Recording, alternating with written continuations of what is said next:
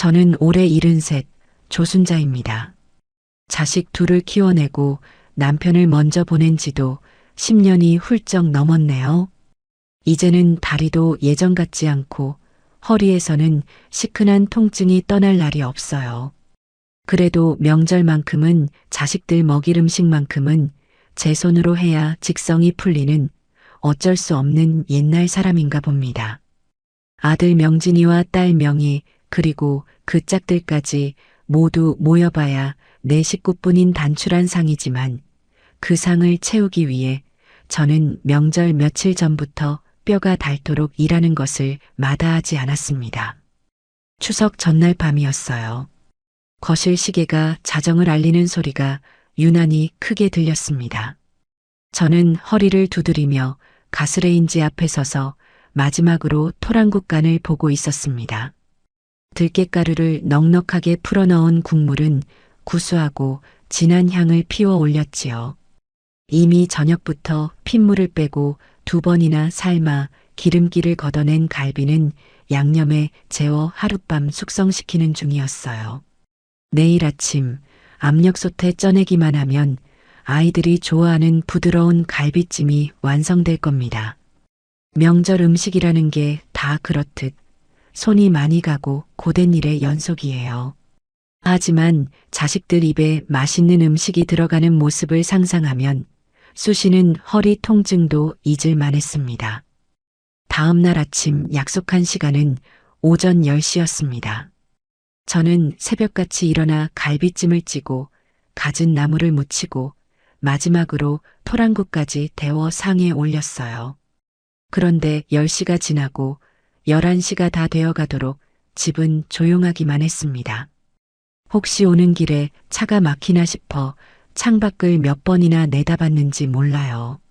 아들 명진에게 전화를 걸어보니 그제야 웅얼거리는 목소리로 거의 다 왔다고 하더군요. 결국 아들 내외와 딸 내외가 저희 집 현관문을 열고 들어선 것은 11시 반이 훌쩍 넘은 시간이었습니다. 어머니, 저희 왔어요. 아들 명진이가 멋쩍은 미소를 지으며 들어섰고 며느리는 조용히 고개를 숙이며 과일 바구니를 내려놓았습니다. 뒤이어 들어온 딸 명희와 사위의 표정은 그다지 밝아 보이지 않았어요. 엄마, 차가 얼마나 막히던지. 아주 거북이 걸음으로 왔네. 딸 명희가 하품을 하며 거실 소파에 털썩 주저앉았습니다. 그 모습에 저는 애써 서운한 마음을 감추고 웃으며 말했어요. 오느라 고생했다. 얼른 손 씻고 와서 밥 먹자. 너희 온다고 해서 갈비찜이랑 토랑국 잔뜩 해놨어. 아, 진짜? 엄마, 아직도 이런 걸 직접 해? 요즘은 배달 음식도 잘 나오는데 그냥 시켜 먹는 게 낫지 않아? 엄마도 힘들고. 명희의 말에는 가시가 돋쳐 있었습니다. 저의 수고를 알아주기는커녕 귀찮은 일이나 하는 늙은이 취급하는 듯한 말투였어요. 사위는 그저 아내의 옆에서 어색하게 웃고만 있을 뿐이었죠. 분위기가 싸늘해지는 것을 느낀 아들 명진이가 급하게 나섰습니다. 명희야, 무슨 말을 그렇게 하니? 어머니가 우리 먹이려고 얼마나 고생하셨는데. 어머니, 정말 맛있겠어요. 얼른 먹어요. 배고프다. 아들의 중재 덕분에 우리는 겨우 식탁에 둘러앉을 수 있었습니다. 하지만 이미 제 마음은 차갑게 식어버린 뒤였어요. 그래도 애써 표정을 관리하며 아이들 그릇에 갈비찜을 넉넉히 덜어주었습니다. 밥을 먹는 내내 명희는 스마트폰만 들여다보며 젓가락을 깨작거렸습니다. 그 모습에 더는 아무 말도 하고 싶지 않았어요. 식사가 끝나고 과일을 내오자 명희가 보란 듯이 큼지막한 명품 가방을 뒤적이기 시작했습니다. 저는 혹시나 용돈이라도 챙겨주려나 속으로 잠시 기대했던 것이 사실입니다. 자식에게 받는 용돈이 뭐 그리 대수겠냐마는 그건 돈의 액수를 떠나 저를 생각하는 마음의 표시라고 여겼으니까요. 하지만 제 기대는 곧 산산조각이 났습니다. 딸은 지갑을 꺼내더니 그 안에서 꼬깃꼬깃 접힌 1,000원짜리 지폐 5장과 동전 몇 개를 꺼내 식탁 위에 탁 소리가 나게 던졌습니다.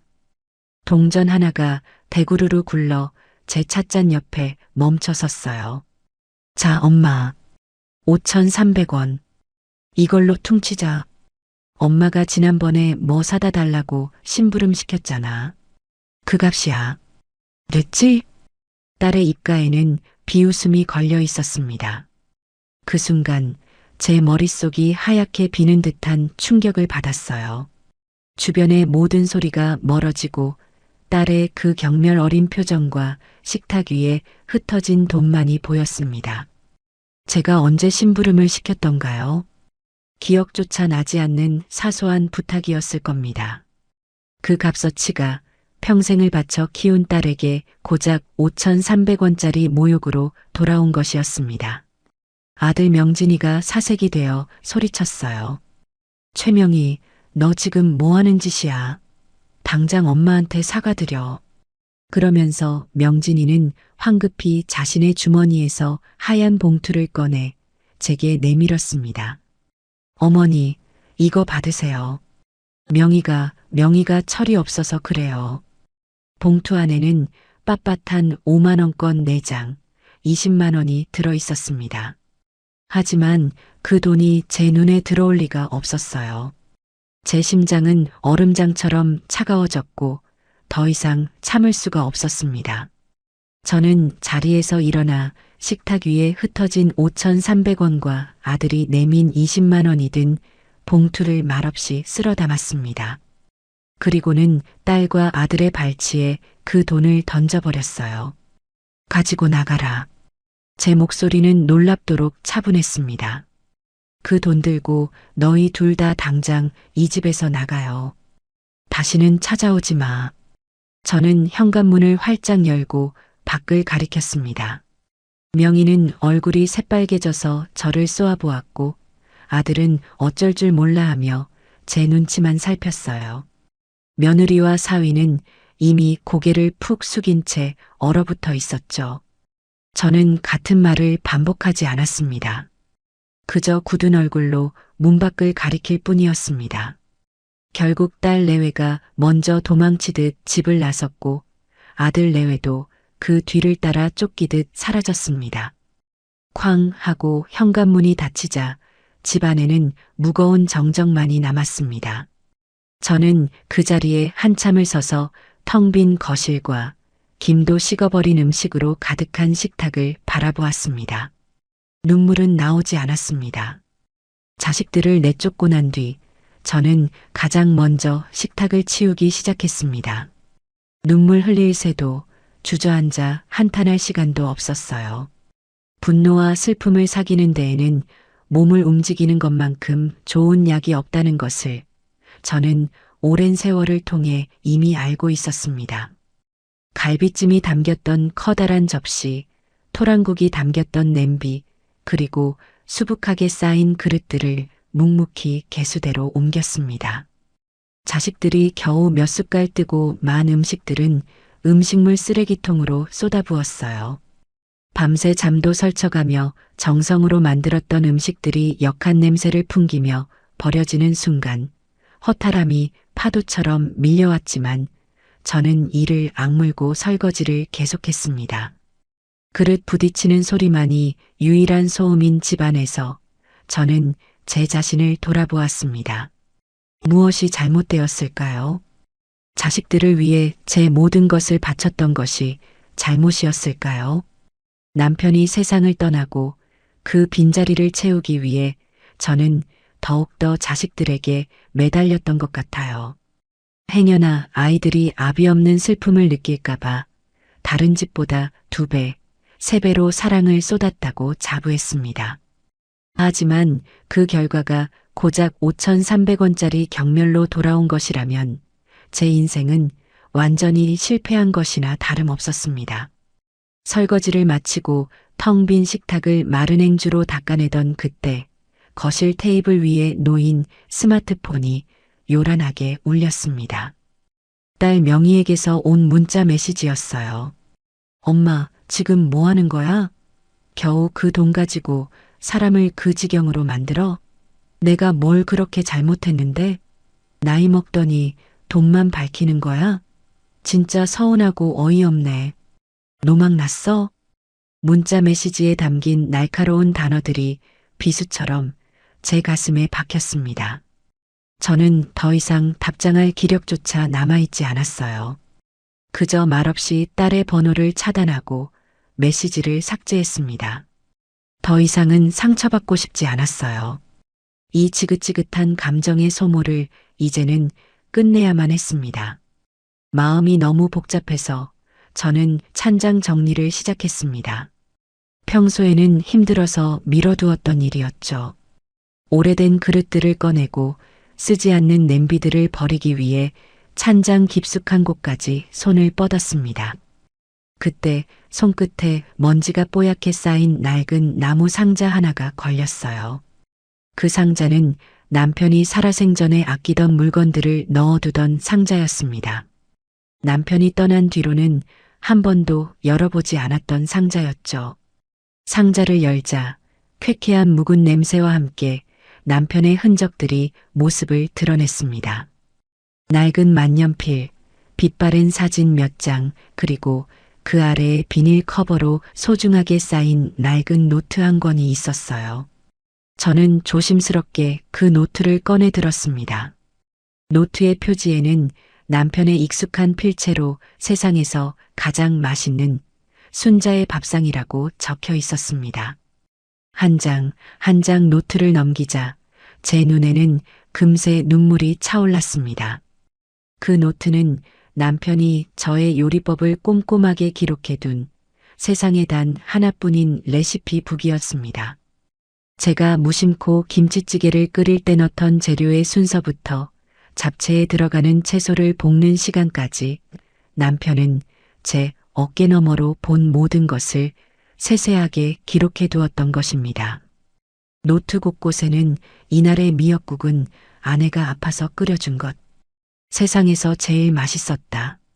갈비찜 양념은 역시 우리 아내가 최고. 같은 남편의 사랑스러운 메모들도 가득했습니다. 노트의 마지막 장을 펼쳤을 때 저는 결국 소리내어 울고 말았습니다. 거기에는 남편이 병상에 누워있을 때 입맛이 없다던 그를 위해 제가 밤새 연구해서 만들었던 약과 레시피가 적혀 있었습니다. 그리고 그 레시피 아래 힘없는 글씨로 남편의 마지막 말이 남겨져 있었어요. 여보, 당신 손은 보물이야. 이 보물 같은 손으로 당신은 뭐든지 할 수 있을 거요. 그러니 내가 없더라도 절대로 주저앉지 마시오. 당신 자신을 위해 살아가시오. 남편은 이미 알고 있었나 봅니다. 제가 자식들에게 모든 것을 내어주고 결국에는 상처받게 될 것이라는 사실을요. 그래서 제게 이 노트를, 이 마지막 말을 유산처럼 남겨준 것이었습니다. 저는 남편의 온기가 남아있는 듯한 그 노트를 가슴에 품고 한참을 울었습니다. 실컷 울고 나니 이상하게도 마음이 편안해졌어요. 슬픔과 분노로 가득했던 제 마음에 작은 불씨 하나가 피어나는 것 같았습니다. 그래요. 이제는 더 이상 자식들을 위해 밥상을 차리지 않을 겁니다. 남편이 보물이라고 말해주었던 이 두 손으로 이제부터는 온전히 저 자신을 위한 인생을 요리해 볼 참입니다. 저는 그 길로 일어나 먼지를 털어내고 거울 앞에 섰습니다. 거울 속에는 눈물로 엉망이 된 늙은 여인이 서 있었지만 그 눈빛만큼은 그 어느 때보다 단단하게 빛나고 있었습니다. 결심을 굳힌 저는 다음 날 아침 곧바로 집을 나섰습니다. 목적지는 동네 복지관이었어요. 평소에는 노래 교실이나 건강 체조를 하는 어르신들로 북적이는 곳이었지만 제 목표는 달랐습니다. 며칠 전 우연히 복지관 게시판에서 보았던 시니어 디지털 창업교실 전단지가 머릿속을 떠나지 않았기 때문입니다. 스마트폰으로 나만의 가게를 열어보세요라는 문구가 그때는 그저 딴 세상 이야기처럼 들렸는데 이제는 제게 남은 유일한 동아줄처럼 느껴졌습니다. 수강 신청을 하러 간 상담실에는 저보다 훨씬 젊어 보이는 사람들이 대부분이었습니다. 처음에는 조금 주눅이 들기도 했어요. 스마트폰이라고는 겨우 전화나 받고 문자 메시지를 확인하는 용도로만 쓰던 제가 과연 잘 해낼 수 있을까 덜컥 겁이 나기도 했습니다. 하지만 남편의 노트를 생각하며 용기를 냈습니다. 어르신, 요즘은 인터넷으로 물건 파는 게 예전처럼 어렵지 않아요. 제가 차근차근 알려드릴게요. 무엇을 팔고 싶으신데요? 20살 남짓되어 보이는 젊은 남자 강사가 친절하게 물었습니다. 저는 망설임 없이 대답했어요. 약과랑 식혜요. 우리 영감이 세상에서 제일 맛있다고 했던 겁니다. 그렇게 저의 새로운 도전이 시작되었습니다. 첫 수업부터 난관의 연속이었어요. 회원가입을 하는 데만 1시간이 꼬박 걸렸고 사진을 찍어 올리는 법을 배우는 데에는 반나절이 걸렸습니다. 젊은 사람들은 손가락으로 쓱쓱 몇 번 만지면 뚝딱 해내는 일들이 제게는 마치 높은 산처럼 느껴졌어요. 하지만 저는 포기하지 않았습니다. 수업이 끝나고 집에 돌아와서도 밤늦도록 스마트폰을 붙잡고 연습하고 또 연습했어요. 돋보기를 코끝에 걸치고 작은 글씨와 씨름하다 보면 어느새 동이 트기도 했습니다. 며칠간의 고군분투 끝에 저는 드디어 남편이 사랑한 순잔의 밥상이라는 이름으로 저만의 온라인 스토어를 열 수 있었습니다. 남편의 노트에 적힌 레시피 그대로 정성껏 만든 약과와 식혜 사진을 찍어 올렸어요. 조명도 배경도 볼품 없었지만 음식만큼은 진심을 다해 만들었습니다. 첫 주문을 기다리는 시간은 피가 마를 정도로 길게 느껴졌어요. 아무도 이 늙은이의 음식을 사주지 않으면 어떡하나 불안한 마음에 스마트폰만 하염없이 들여다보았습니다. 그리고 스토어를 연 지 사흘째 되던 날 오후 띠링하고 경쾌한 알림음이 울렸습니다. 첫 주문이 들어온 것이었어요. 동네에 사는 주부 한 분이 약과 한 세트를 주문한 것이었습니다. 저는 너무 기뻐서 저도 모르게 만세를 부를 뻔했습니다. 제 손으로 제 능력으로 번 첫 돈이었습니다. 금액은 얼마 되지 않았지만 그 어떤 돈보다도 값지게 느껴졌어요. 저는 서툰 솜씨로 감사 인사가 담긴 쪽지를 쓰고 약과가 부서지지 않도록 꼼꼼하게 포장했습니다. 첫 주문을 시작으로 하루에 한두 건씩 주문이 들어오기 시작했습니다. 동네 이웃들이나 복지관 친구들이 팔아준 것이 대부분이었지만 저는 개의치 않았어요. 주문이 들어올 때마다 신이 나서 주방에서 콧노래를 부르며 음식을 만들었습니다. 그렇게 하루하루가 활기로 채워져 가던 어느 날 불청객이 찾아왔습니다. 딸 명희였어요. 엄마, 지금 이게 다 뭐야? 명희는 집안에 가득 쌓인 포장 상자들과 약과 반죽을 보며 기가 막힌다는 듯 소리쳤습니다. 저는 아무렇지 않은 척 대답했어요. 보는 그대로다. 장사하는 중이야. 장사? 엄마, 지금 망신스럽게 뭐 하는 거야? 이 나이에 무슨 장사야? 당장 그만둬. 동네 사람들이 엄마 욕하는 거 안 들려? 딸은 길길이 날뛰며 제게 삿대질을 했습니다. 그 모습이 참 우습게 보였어요. 자신의 엄마가 동네 사람들에게 손가락질 당하는 것이 창피했을까요? 아니면 이 늙은 엄마가 자신의 힘으로 돈을 버는 것이 못마땅했을까요? 저는 차분하게 명희를 바라보며 말했습니다. 네가 던진 5,300원보다는 훨씬 값진 일을 하는 중이다. 그리고 동네 사람들 나 욕 안 해. 오히려 대단하다고 응원해 주신다.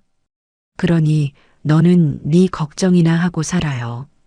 여긴 이제 네가 신경 쓸 곳이 아니니까. 제 단호한 태도에 명희는 잠시 말을 잃었습니다. 그리고는 분이 풀리지 않는다는 듯 두고 봐, 엄마. 후회하게 될 거야. 라는 말을 남기고 집을 뛰쳐나갔습니다. 저는 딸이 떠난 자리를 잠시 바라보다가 다시 하던 반죽에 집중했습니다. 이제는 더 이상 딸의 협박이나 분노에 흔들리지 않았어요. 제게는 이제 저를 응원해주는 사람들과 제 힘으로 지켜나가야 할 소중한 가게가 생겼으니까요. 딸 명희가 다녀간 뒤로 며칠간은 별다른 일 없이 평온했습니다. 주문은 꾸준히 늘었고 이제는 동네뿐만 아니라 다른 지역에서도 주문이 들어오기 시작했어요. 할머니의 정성이 느껴지는 맛, 어릴 적 먹던 바로 그 맛이라는 좋은 후기들이 차곡차곡 쌓여가는 것을 보는 것이 제게는 가장 큰 기쁨이었습니다. 제 인생에도 드디어 볕이 드는구나. 그런 생각을 하던 참이었어요. 하지만 그 평화는 오래가지 않았습니다. 어느 날 저녁부터 제 온라인 스토어에 이상한 후기들이 달리기 시작했습니다. 여기 위생 상태가 엉망인 것 같아요. 머리카락이 나왔어요. 맛이 예전 같지 않네요. 재료를 아끼는 건가요? 너무 달기만 하고 깊은 맛이 없어요. 돈 아깝네요. 등 온통 비난으로 가득한 글들이었습니다. 하루 이틀 사이에 그런 악성 후기가 10개 이상 달렸어요. 저는 한 번도 음식에 머리카락을 넣은 적이 없었고 남편의 레시피를 어긴 적도 없었습니다. 명백한 거짓말이었어요. 그 후기들이 달리기 시작하자마자 신기하게도 주문이 뚝 끊겼습니다. 하루에 10건이 넘게 들어오던 주문이 단 한 건도 들어오지 않는 날이 이어졌어요. 저는 망연자실했습니다. 애써 쌓아 올린 작은 성이 한순간에 무너져 내리는 기분이었죠. 밤에 잠도 오지 않았고 입맛도 잃었습니다. 누가 도대체 왜 이런 짓을 하는 걸까요? 머릿속에 딸 명희의 얼굴이 떠올랐지만 애써 그 생각을 지우려 했습니다. 아무리 미워도 제 자식이 이런 비열한 짓까지 했을 리는 없다고 믿고 싶었어요. 제가 절망에 빠져 허우적거리고 있을 때 저를 도와준 것은 뜻밖의 사람들이었습니다. 복지관에서 창업 수업을 가르쳐 주었던 젊은 강사와 그동안 제 음식을 꾸준히 주문해 주었던 단골 손님들이었어요. 어르신, 이거 아무래도 좀 이상해요. 후기들이 다 비슷한 시기에 비슷한 내용으로 올라왔어요. 제가 한번 알아볼게요. 강사는 마치 자신의 일처럼 발벗고 나섰습니다. 그는 악성 후기를 남긴 사람들의 인터넷 활동 기록을 추적하기 시작했어요. 그리고 며칠 뒤 충격적인 사실을 알아냈습니다. 악플을 단 아이디 대부분이 최근에 급하게 만들어진 유령 계정이었고 그중 하나의 계정은 평소 명희가 자주 가는 인터넷 카페에서 활동한 흔적이 있다는 것이었습니다.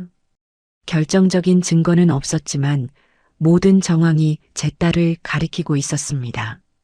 같은 시각 저의 단골 손님들은 악성 후기에 맞서 싸워주기 시작했습니다. 저는 여기서 몇 번이나 시켜 먹었는데 한 번도 문제된 적 없어요. 사장님 음식은 정말 깨끗하고 맛있습니다. 이런 거짓 후기로 정직하게 장사하시는 분 괴롭히지 마세요. 이거 허위사실 유포로 신고해야 하는 거 아닌가요? 등 저를 옹호하는 댓글들이 악성 후기 아래에 줄줄이 달렸습니다. 저는 그 글들을 읽으며 뜨거운 눈물을 흘렸습니다. 피를 나눈 자식에게는 버림받았지만 얼굴도 모르는 사람들이 제 편이 되어주고 있었습니다. 세상은 아직 살아볼 만한 곳이라는 생각이 들었어요. 그리고 바로 그때 기적 같은 일이 일어났습니다. 구독자가 수십만 명에 달하는 유명 음식 유튜버가 제 가게에 대한 영상을 올린 것이었습니다. 그는 논란이 되고 있는 제 가게의 음식을 직접 주문해서 먹어보는 내용의 콘텐츠를 제작했어요. 자, 여러분. 요즘 이 할머님 가게가 악성 댓글 때문에 시끄럽다고 하는데요. 제가 직접 먹어보겠습니다. 유튜버는 제 약과를 한 입 베어 물고는 눈을 동그랗게 떴습니다. 와, 이건 진짜네요. 여러분, 이건 흉내만 낸 맛이 아니에요. 정말 오랜 시간 동안 쌓아온 깊은 내공이 느껴지는 맛입니다. 식혜도 인공적인 단맛이 아니라 엿기름으로 정성껏 삭힌 진짜 식혜 맛이에요. 논란이 왜 생겼는지 모르겠네요. 저는 제 이름을 걸고 말씀드릴 수 있습니다. 여기는 진짜 맛집입니다. 그 영상이 올라간 뒤 상황은 순식간에 역전되었습니다. 영상은 하루 만에 조회수 100만 회를 넘어섰고 제 가게는 악플 테러를 이겨낸 숨겨진 장인의 가게로 순식간에 유명해졌습니다. 주문 알림은 쉴 새 없이 울렸고 하루 만에 준비한 재료가 모두 동이 날 정도였어요.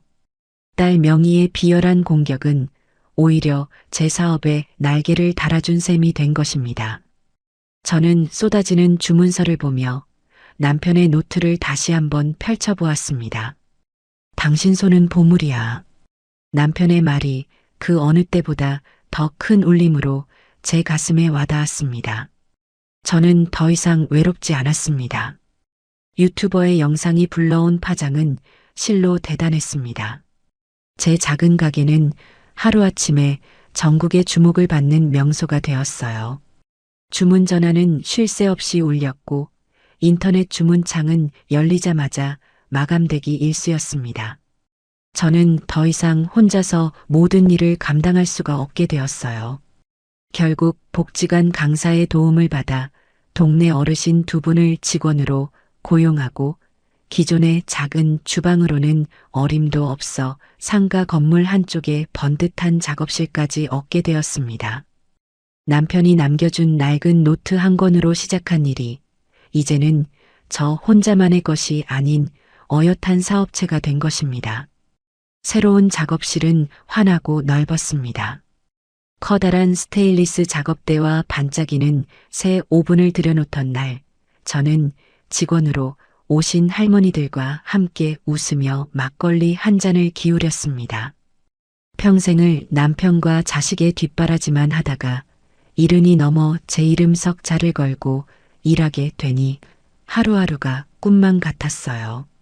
함께 일하는 동료가 생기니 외로울 틈도 없었습니다.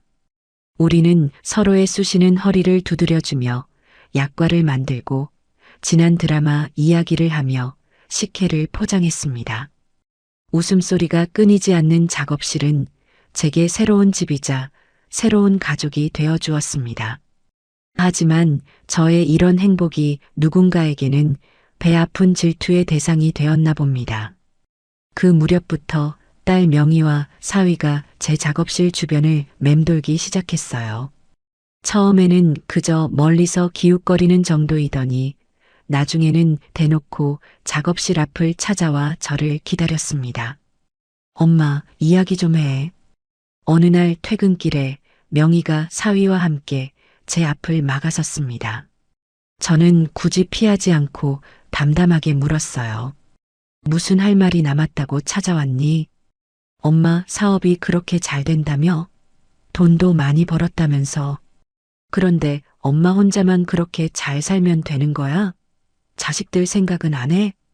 명희의 목소리에는 노골적인 시기심과 원망이 가득했습니다. 저는 기가 막혀서 헛웃음이 나왔어요. 내가 니들 생각까지 해야 할 이유가 있나?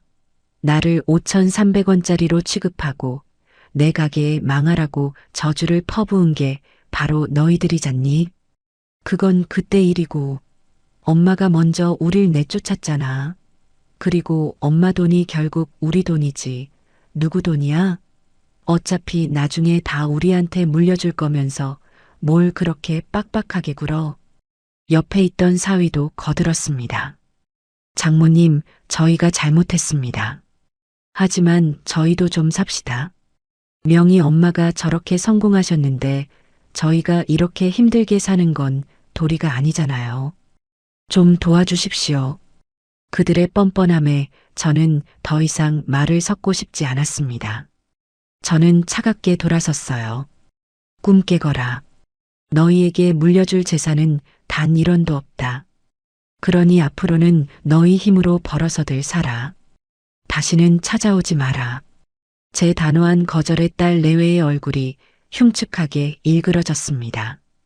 그들은 제 등 뒤에 대고 악에 바친 소리를 질렀지만 저는 한 번도 뒤돌아보지 않고 집으로 향했습니다. 그들의 탐욕이 여기서 끝이 아닐 것이라는 불길한 예감이 들었지만 저는 두렵지 않았습니다. 이제 제 곁에는 저를 지켜주는 좋은 사람들이 있었으니까요. 역시나 제 예감은 틀리지 않았습니다. 며칠 뒤 제 집으로 법원에서 보낸 등기후 편물이 하나 도착했습니다. 봉투를 뜯어본 저는 제 눈을 의심했어요. 그 안에는 성년후견 개시 심판 청구서라는 것이 들어 있었습니다. 청구인은 딸 최명희와 사위 박서준, 사건 본인, 즉 후견을 받아야 할 사람의 이름에는 제 이름 조순자가 적혀 있었습니다. 그들은 제가 고령으로 인해 정상적인 판단 능력이 결여되어 재산 관리를 제대로 할 수 없으니 자식인 자신들이 저희 법정 후견인이 되어야 한다고 주장하고 있었습니다. 제 모든 재산을 법적으로 빼앗아 가려는 그들의 마지막 발악이 시작된 것이었습니다. 청구서에는 제가 최근 갑자기 사업을 시작한 것이나 주변 사람들에게 돈을 헤프게 쓰는 것, 그리고 자식들을 이유 없이 내쫓은 것 등이 모두 판단 능력이 흐려진 증거라고 적혀 있었습니다. 어이가 없어서 웃음이 터져 나왔어요. 동시에 피가 거꾸로 솟는 듯한 분노가 치밀어 올랐습니다.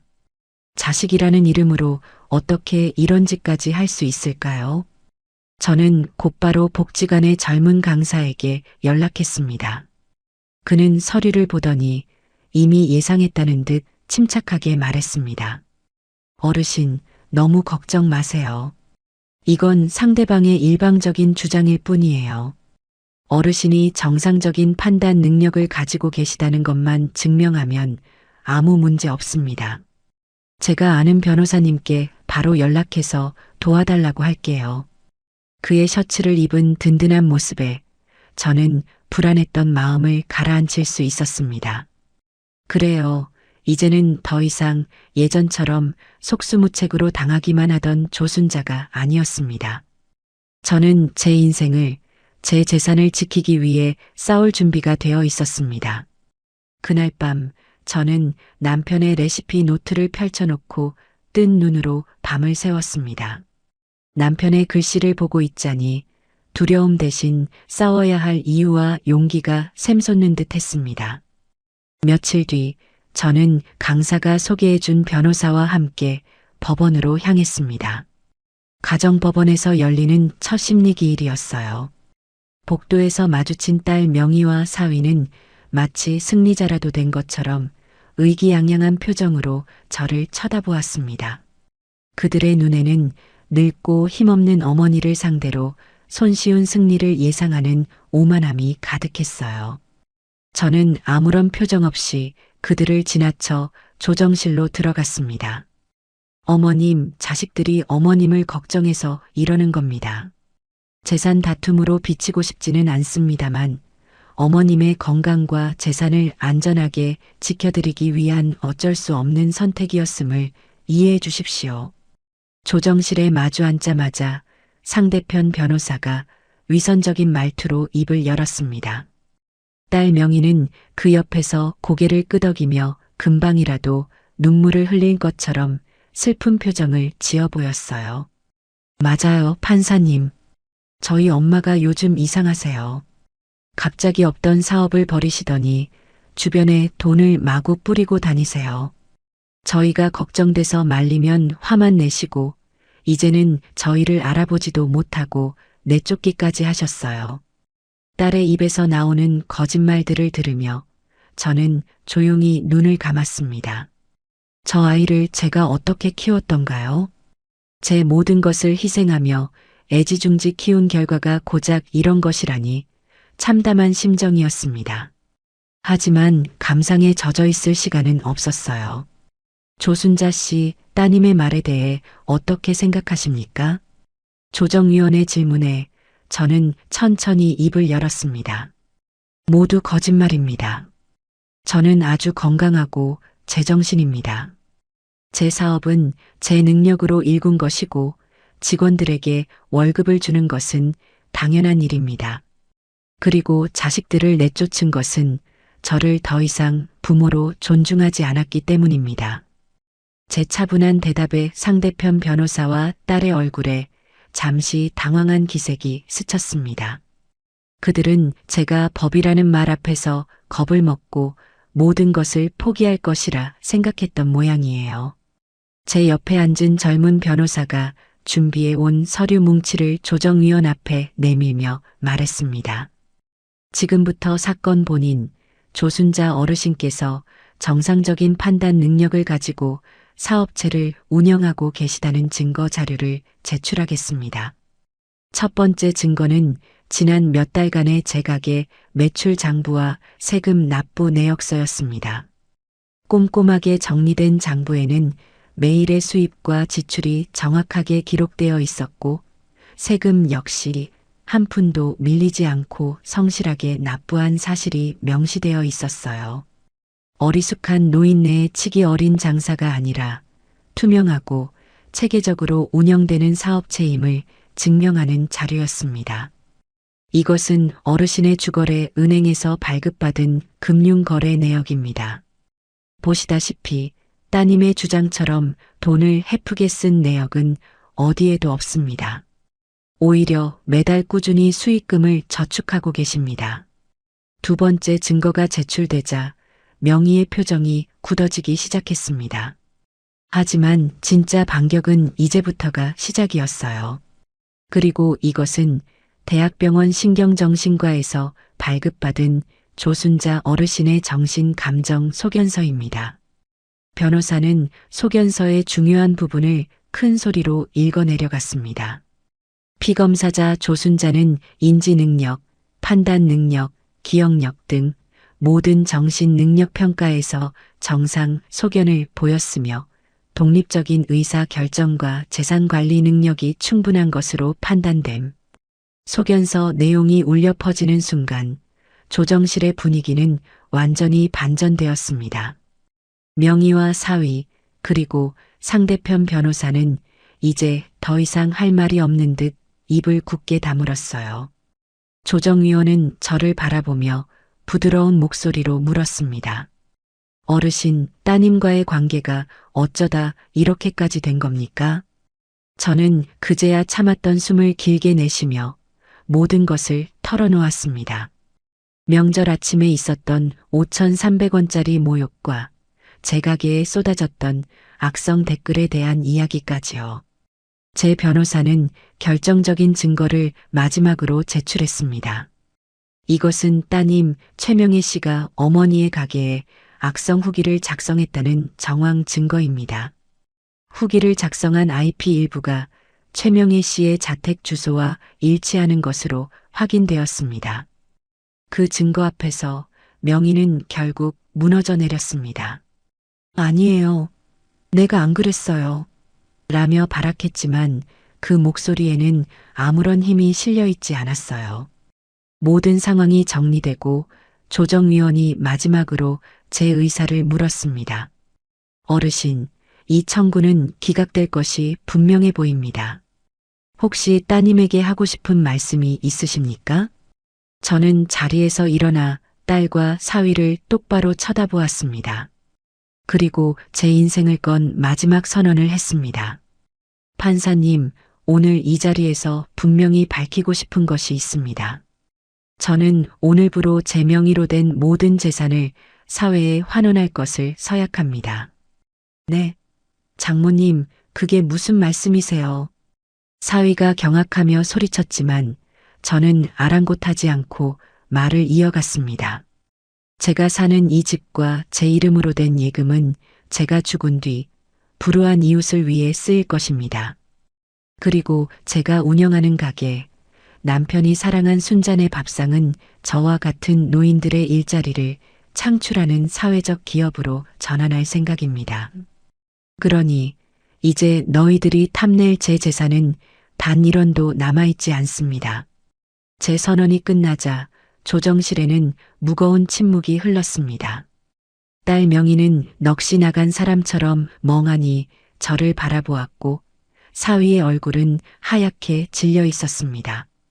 그들의 탐욕스러운 계획이 산산조각 나는 소리가 들리는 듯 했습니다. 저는 그들을 향해 마지막으로 말했어요. 그러니 이제 그만 내 인생에서 사라져다오. 그 말을 끝으로 저는 변호사와 함께 미련 없이 조정실을 걸어 나왔습니다. 등 뒤로 딸의 절규인지 분노인지 모를 울음소리가 희미하게 들려오는 듯 했지만 저는 단 한 번도 뒤돌아보지 않았습니다. 법원 건물을 빠져나오자 가을의 파란 하늘이 눈부시게 펼쳐져 있었습니다. 저는 비로소 제 인생의 완전한 주인이 된 기분이었습니다. 제가 재산을 사회에 환원하겠다고 선언한 일은 생각보다 더 큰 파장을 불러왔습니다. 작은 동네 신문에 실렸던 이야기가 인터넷을 통해 퍼져나가면서 방송국에서도 연락이 오기 시작했어요. 저는 유명해지고 싶은 마음은 없었기에 대부분의 인터뷰는 거절했지만 제 의지는 확고했습니다. 변호사의 도움을 받아 유언장을 공증하고 가게를 사회적 기업으로 전환하기 위한 절차를 차근차근 밟아나갔습니다. 그 소식이 알려진 뒤 딸 명희와 사위는 완전히 무너져 내렸습니다. 그들이 마지막 동아줄처럼 여기고 있던 어머니의 재산이라는 환상이 깨져버렸기 때문이죠. 얼마 지나지 않아 사위의 사업이 부도가 났다는 소식을 들었습니다. 애초에 제 재산을 담보로 무리하게 사업을 벌였던 모양이에요. 그들이 살던 번듯한 아파트도 경매로 넘어가고 결국 월세방을 전전하는 신세가 되었다는 이야기도 동네 친구를 통해 전해 들었습니다. 화려하게 치장하고 다니던 딸 명희는 생계를 위해 마트 계산원으로 취직했다고 합니다. 한 번은 장을 보러 갔다가 계산대에서 굳은 얼굴로 바코드를 찍고 있는 딸과 마주친 적이 있었어요. 저와 눈이 마주친 순간 명희는 화들짝 놀라며 고개를 푹 숙였습니다. 예전처럼 윤기가 흐르던 얼굴은 온데간데였고 피곤과 절망에 절어 푸석푸석해진 얼굴만 남아 있었습니다. 저는 아무 말 없이 계산만 하고 돌아섰지만 그날 밤 잠을 이루기가 어려웠습니다. 통쾌한 마음보다는 씁쓸하고 아픈 마음이 더 컸어요. 아무리 미워도 제 배 아파 낳은 자식이었으니까요. 반면에 아들 명진이에게는 작은 변화가 생겼습니다. 그동안 명희의 등살에 눌려 기 한 번 제대로 펴지 못했던 아들은 동생의 몰락을 지켜보며 무언가 깨달은 바가 있었던 것 같아요. 어느 날 저녁 아들이 작업복 차림으로 제 가게를 찾아왔습니다. 손에는 작은 음료수 한 박스를 들고 있었어요. 어머니, 일 끝나고 오는 길에 들렀어요. 직원분들이랑 같이 드세요. 아들은 제 앞에 서는 것조차 어려워하며 쭈뼛거렸습니다. 저는 아무 말 없이 아들이 내민 박스를 받아들었어요. 이게 무슨 일이야? 웬일로 찾아왔어? 그냥 어머니 얼굴 한번 뵙고 싶어서요. 저 공사 현장에서 다시 일 시작했어요. 명희 일은 정말 죄송합니다. 제가 오빠 노릇을 제대로 못해서 일이 이렇게까지 됐어요. 아들은 진심으로 미안해하는 얼굴이었습니다. 저는 아들의 손을 보았어요.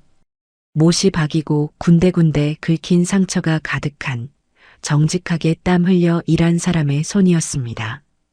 그래, 늦지 않았다.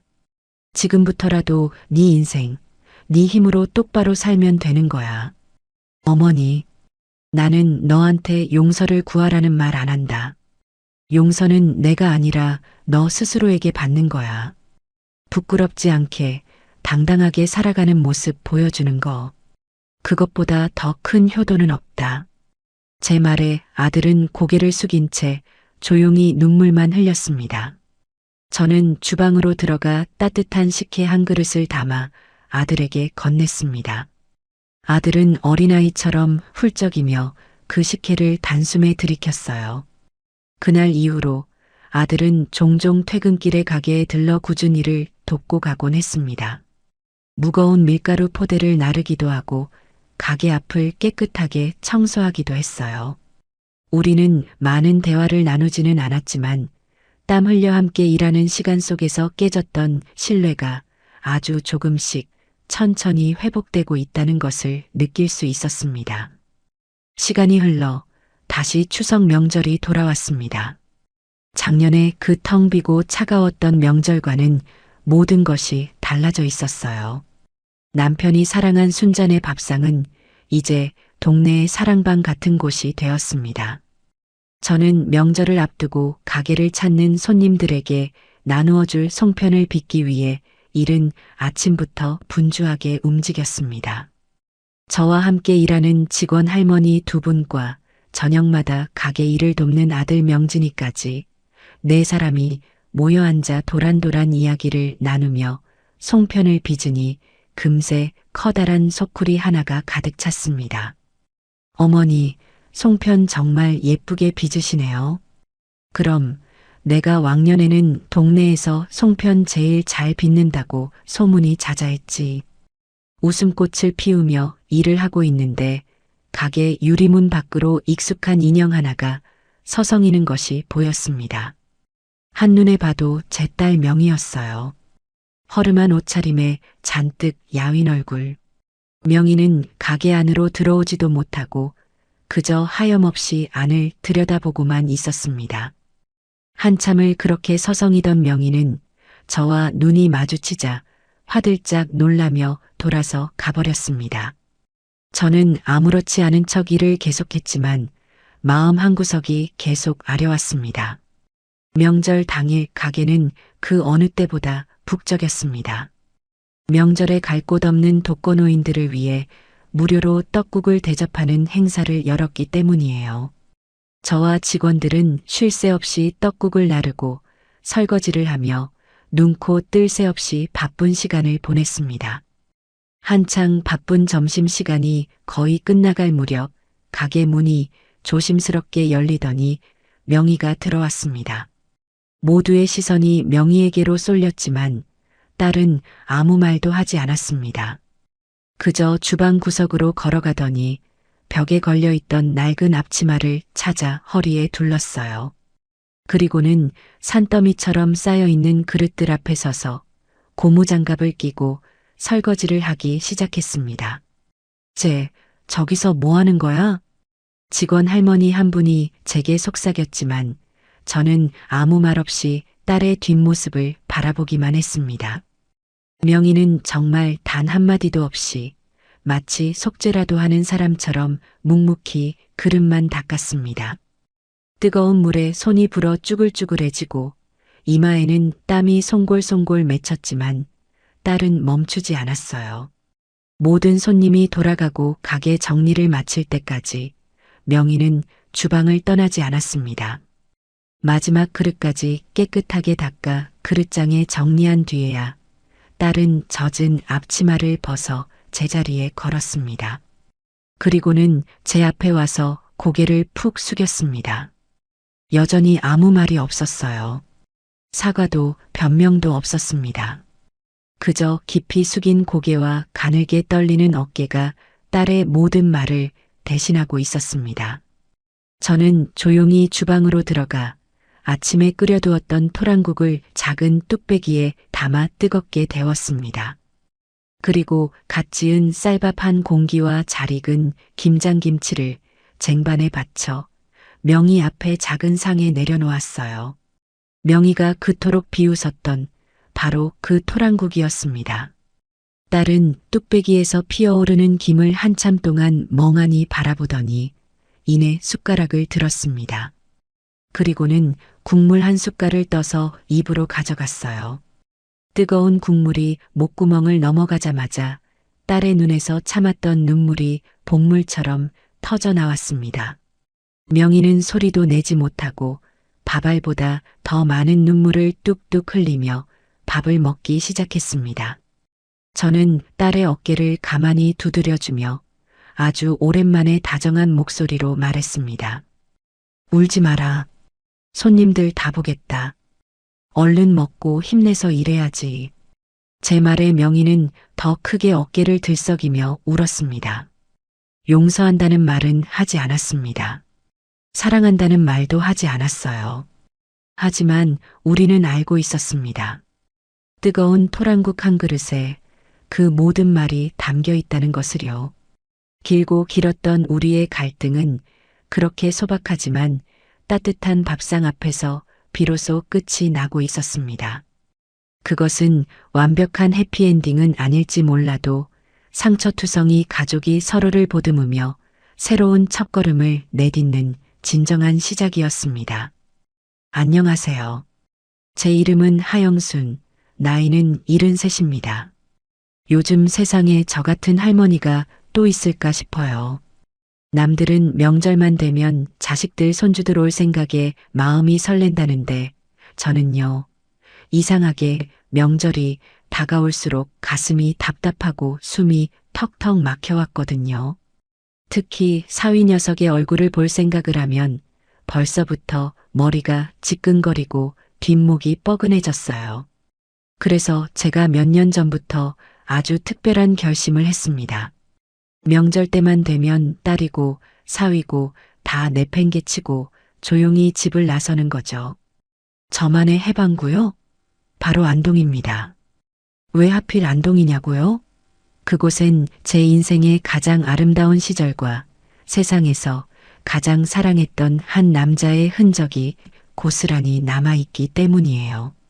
오늘 제가 왜 그 지긋지긋한 사위를 피해 매년 안동으로 도망칠 수밖에 없었는지, 그리고 그 비밀스러운 여행 끝에 어떤 기막힌 반전이 저를 기다리고 있었는지 그 속 시원한 이야기를 한번 풀어놓아 볼까 합니다. 추석을 딱 일주일 앞둔 어느 화요일 오후였어요. 거실 소파에 앉아 꾸벅꾸벅 졸고 있는데 요란한 벨소리가 제 단잠을 깨웠습니다. 화면에 뜬 우리 딸 지수라는 이름을 보는 순간 제 마음속에서는 올 것이 왔구나 하는 작은 한숨이 터져 나왔죠. 아니나 다를까 전화를 받자마자 수화기 너머로 딸 지수의 명랑하고도 살가운 목소리가 들려왔습니다. 엄마, 잘 지내셨어? 우리 엄마 목소리 듣고 싶어서 전화했지. 저는 애써 반가운 척 목소리를 가다듬으며 대답했어요. 오냐, 우리 딸. 엄마야 잘 지내지. 너야말로 밥은 잘 챙겨 먹고 다니는 거냐?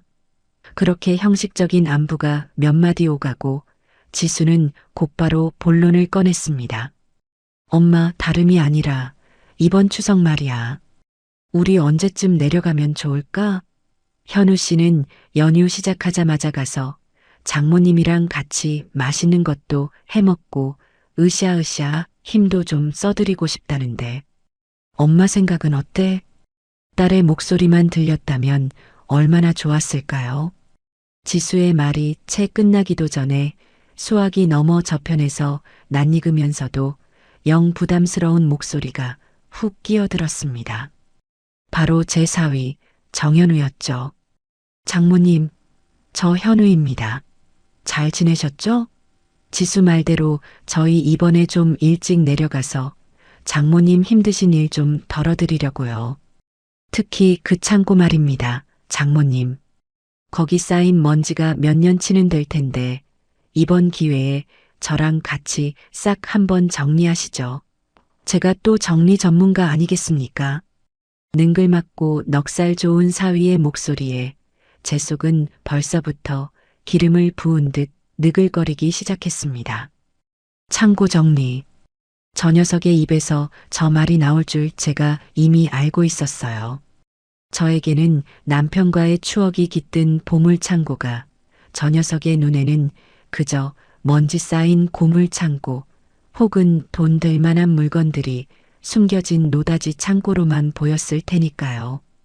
저는 애써 불쾌한 기색을 감추고 최대한 평온한 목소리로 대답했습니다. 아이고, 정서방. 마음만도 고맙네. 하지만 창고는 무슨. 너희들 오면 내가 맛있는 거나 실컷 해줘야지. 올 때 힘들 테니 명절 전날 저녁에나 맞춰서 천천히 오려무나. 전화를 끊고 저는 한동안 소파에 멍하니 앉아 있었습니다. 사위 녀석의 창고 정리하시죠. 라는 말이 귓가에 맴돌며 제 평화로운 일상을 뒤흔들고 있었죠. 저는 조용히 자리에서 일어나 제 방으로 들어갔습니다. 그리고는 서랍 깊숙한 곳에 넣어두었던 스마트폰을 꺼내 들었어요. 잠시의 망설임도 없이 저는 곧장 KTX 예매 어플을 열었습니다. 출발지는 서울, 도착지는 안동. 날짜는 명절 이틀 전 새벽. 제 손가락은 마치 오랫동안 연습이라도 한 듯 익숙하고 능숙하게 예매 버튼을 눌렀습니다. 예매가 완료되었습니다. 라는 문구를 확인하는 순간 꽉 막혔던 제 숨통이 비로소 시원하게 트이는 기분이었습니다. 그래, 올해도 떠나는 거다. 지긋지긋한 명절과 속물 같은 사위를 피해서 나만의 해방구, 나만의 안식처인 안동으로 말이에요. 이것이 바로 지난 몇 년간 명절마다 반복되어 온 저만의 비밀스럽고도 유쾌한 탈출 계획이었습니다. 다음 날부터 저는 비밀 작전을 수행하듯 여행 준비를 시작했습니다.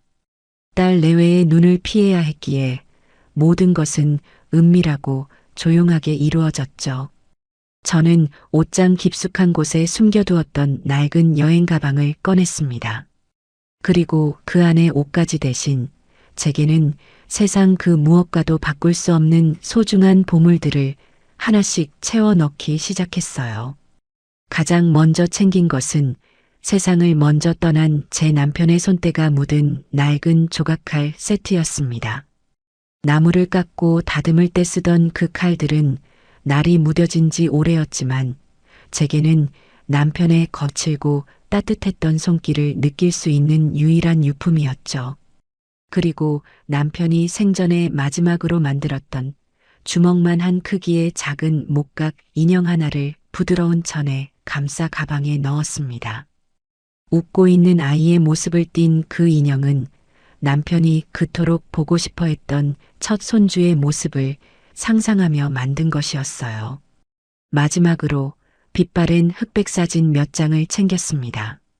풋풋한 20살의 저와 남편이 안동 월영교 위에서 수줍게 손을 잡고 찍은 사진, 그리고 남편이 자신의 작은 공방에서 작품에 열중하고 있는 모습을 제가 몰래 찍은 사진이었죠. 이 모든 것이 제가 안동으로 떠나는 진짜 이유이자 제 여행의 가장 중요한 목적이었습니다. 저는 단순히 사위를 피해 도망치는 것이 아니었어요. 저는 제 인생의 가장 찬란했던 순간과 제 남편의 영혼을 만나러 가는 길이었습니다. 제 사위 정현우를 처음 만났을 때 저는 정말 복도 많다고 생각했어요. 훤칠한 키에 서글서글한 눈매, 그리고 어른을 공경할 줄 아는 깍듯한 태도까지 무엇 하나 흠잡을 데 없는 완벽한 사위감이었죠. 골동품과 민소품을 감정하고 거래하는 사업을 한다는 그의 직업도 왠지 모르게 멋있고 고상하게 느껴졌습니다. 남편을 일찍 여의고 홀로 외동딸 지수를 키워온 제게 듬직한 아들 하나가 생긴 것 같아 얼마나 든든하고 기뻤는지 몰라요. 지수는 그런 현우 옆에서 세상 가장 행복한 여자의 얼굴을 하고 있었고 저는 두 아이의 미래를 축복하며 기쁜 마음으로 결혼을 허락했습니다. 엄마, 현우 씨 정말 괜찮은 사람이지? 나한테도 잘하고 엄마한테도 싹싹하게 잘하잖아. 딸의 말처럼 현우는 결혼 후에도 변함없이 다정한 남편이자 살가운 사위였습니다. 주말이면 꼬박꼬박 저를 찾아와 말벗이 되어 주었고 제 낡은 집 구석구석을 살피며 장모님, 여기는 위험하니 제가 고쳐드리겠습니다. 라며 굳은 일도 마다하지 않았어요. 하지만 그 완벽해 보였던 사위의 가면이 벗겨지기 시작한 것은 정말 한순간의 일이었습니다. 그날은 현우가 저희 집에 온 지 서너 번째 되던 주말이었어요. 집안의 낡은 전등을 갈아주던 현우가 제게 무심코 물었습니다. 장모님, 저기 마당 끝에 있는 낡은 창고는 뭐 하는 곳이에요? 문이 굳게 잠겨 있네요. 저는 아무 생각 없이 대답했죠. 아, 저기. 우리 애 아빠가 쓰던 공방일세. 살아생전에 나무 만지는 걸 좋아해서 저기서 살다시피 했지. 지금은 그냥 애 아빠 물건들 넣어두는 창고로 쓰고 있고, 제 말에 현우의 눈이 미묘하게 반짝이는 것을 저는 미처 알아채지 못했습니다. 그러세요? 장인어른께서 손재주가 좋으셨나 보네요. 궁금한데 제가 한번 구경해도 될까요, 장모님? 저는 그의 순수한 호기심을 의심하지 않고 기꺼이 녹슨 열쇠 꾸러미를 들고 그를 창고로 데려갔습니다. 삐거덕하는 소리와 함께 무거운 창고 문이 열리는 순간 켜켜이 쌓인 먼지와 짙은 나무 냄새가 우리를 맞았습니다. 창고 안은 수십 년의 세월이 멈춘 듯 남편이 살아생전 쓰던 모습 그대로였어요. 벽에는 온갖 종류의 연장들이 가지런히 걸려 있었고 한쪽 구석에는 미처 완성되지 못한 나무 조각들과 남편이 직접 깎아 만든 수십 개의 크고 작은 목각 인형들이 먼지를 뒤집어 쓴 채 놓여 있었습니다. 저는 남편에 대한 그리움에 잠시 마음이 아련해졌죠. 그런데 제 옆에 서 있던 사위 현우의 반응은 제 예상과는 전혀 달랐습니다. 그는 창고 안을 둘러보며 감탄이나 추억에 젖는 대신 마치 돈 되는 물건을 찾아 헤매는 매의 눈으로 먼지 쌓인 작품들을 훑어보기 시작했어요. 그리고는 제게 돌아서서 아주 진지하고도 은밀한 목소리로 말했습니다. 장모님, 이거 그냥 썩히기에는 너무 아까운 물건들 같은데요. 혹시 모르니 제가 아는 전문가 한번 불러서 이게 돈이 될 만한 물건들인지 값이라도 한번 매겨드릴까요? 그 말을 듣는 순간 제 머릿속이 띵하고 울리는 것 같았습니다. 제게는 남편의 땀과 눈물 그리고 영혼이 깃든 이 신성한 공간이 사위의 눈에는 그저 돈이 될 만한 물건들이 쌓여 있는 곳으로밖에 보이지 않았던 겁니다. 저는 그 순간 이 아이의 서글서글한 미소 뒤에 숨겨진 차가운 속물 근성을 보았습니다. 저는 애써 불쾌감을 누르고 단호하게 말했죠. 아니, 괜찮네. 이건 돈으로 값을 매길 수 있는 물건들이 아니야. 그냥 이대로 우리의 아빠의 흔적을 간직하고 싶을 뿐일세. 제 단호한 거절에도 현우는 포기하지 않았습니다. 그날 이후 그는 저희 집에 올 때마다 교묘하게 창고 이야기를 꺼내며 제 속을 긁기 시작했어요. 장모님, 그 창고 말입니다. 저렇게 방치해두면 나무가 썩거나 벌레가 먹을 수도 있어요. 제가 아는 박물관 관장님이 있는데 좋은 값에 사들릴 수도 있다고요.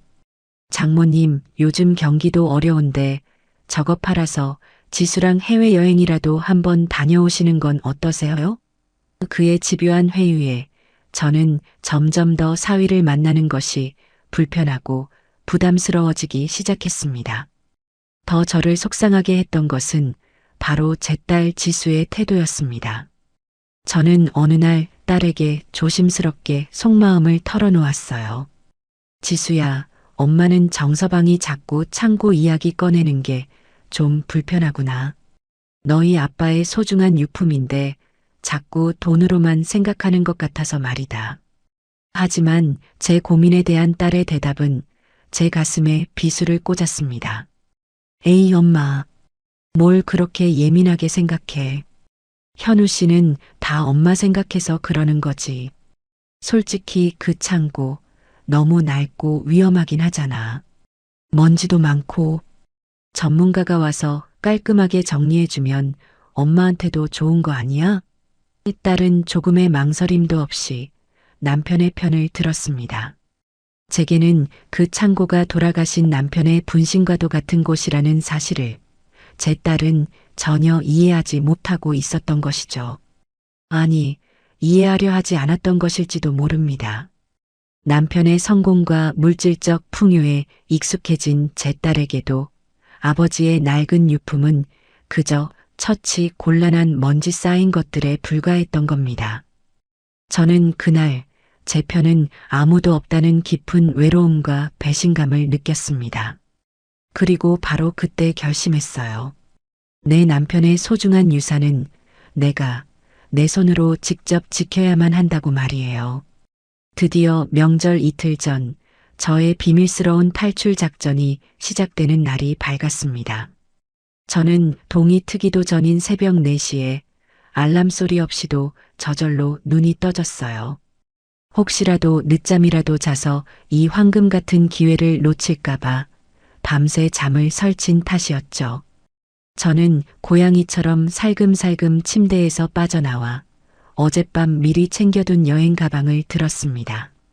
그리고는 식탁 위에 급한 볼일이 생겨 친구 좀 만나고 오마. 명절 잘 보내라. 라고 쓴 짧은 쪽지 한 장만 남겨두고 조용히 현관문을 나섰어요.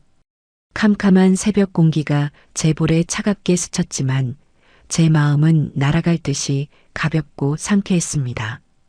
마치 오랫동안 저를 옥죄어 오던 무거운 족쇄에서 풀려난 기분이랄까요? 택시를 타고 서울역으로 향하는 내내 제 입가에는 저도 모르게 미소가 번지고 있었습니다. 안동행 KTX에 몸을 싣고 기차가 서서히 서울 도심을 빠져나가기 시작하자 비로소 제 마음에도 진정한 평화가 찾아왔습니다. 차창 밖으로 빠르게 스쳐 지나가는 익숙한 풍경들을 바라보며 저는 앞으로 며칠 동안 누리게 될 완벽한 자유를 상상했어요. 잔소리하는 딸도 없고 틈만 나면 창고를 노리는 사위도 없는 곳. 오롯이 저 자신과 그리고 제 남편과의 추억에만 집중할 수 있는 시간. 그것이 바로 제가 매년 이 여행을 손꼽아 기다리는 이유였습니다. 2시간이 조금 넘어 기차는 마침내 안동역에 도착했습니다.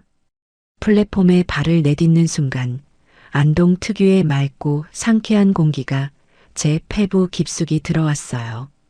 저는 큰 숨을 한번 들이쉬며 살 것 같다 하고 나직이 움츠렸습니다.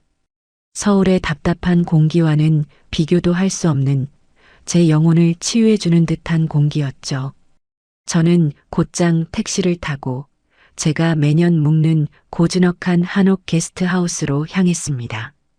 주인 할머니는 또 왔냐며 마치 친정어머니처럼 저를 반갑게 맞아주셨어요. 짐을 풀고 나니 어느덧 점심시간이 훌쩍 지나 있었습니다. 저는 남편과 연애 시절 돈 없는 가난한 대학생이었던 우리가 큰맘 먹고 들렀던 작은 식당을 찾아갔어요. 그리고 남편이 세상에서 가장 좋아했던 헛제사밥을 주문했습니다. 제 앞에 놓인 정갈한 녹그릇들을 보니 금방이라도 맞은편에 남편이 앉아 영순아 많이 먹어라 하며 웃어줄 것만 같아 저도 모르게 눈시울이 뜨거워졌죠. 저는 밥알 하나하나를 천천히 씹으며 남편의 빈자리를 그리운 추억으로 채워나갔습니다. 식사를 마치고 저는 안동의 명소인 월영교로 향했어요. 해가 질 무렵 아름다운 조명이 켜진 월영교를 홀로 걷고 있으니 수십 년 전 풋풋했던 20살의 제 모습과 남편의 모습이 아련하게 떠올랐습니다. 영순아, 내가 나중에 꼭 성공해서 너를 세상에서 가장 행복한 여자로 만들어주마.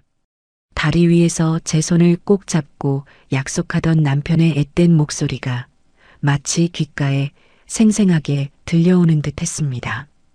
저녁이 되어 게스트하우스로 돌아오니 마당 평상에서 다른 손님들이 옹기종기 모여 두런두런 이야기를 나누고 있었습니다.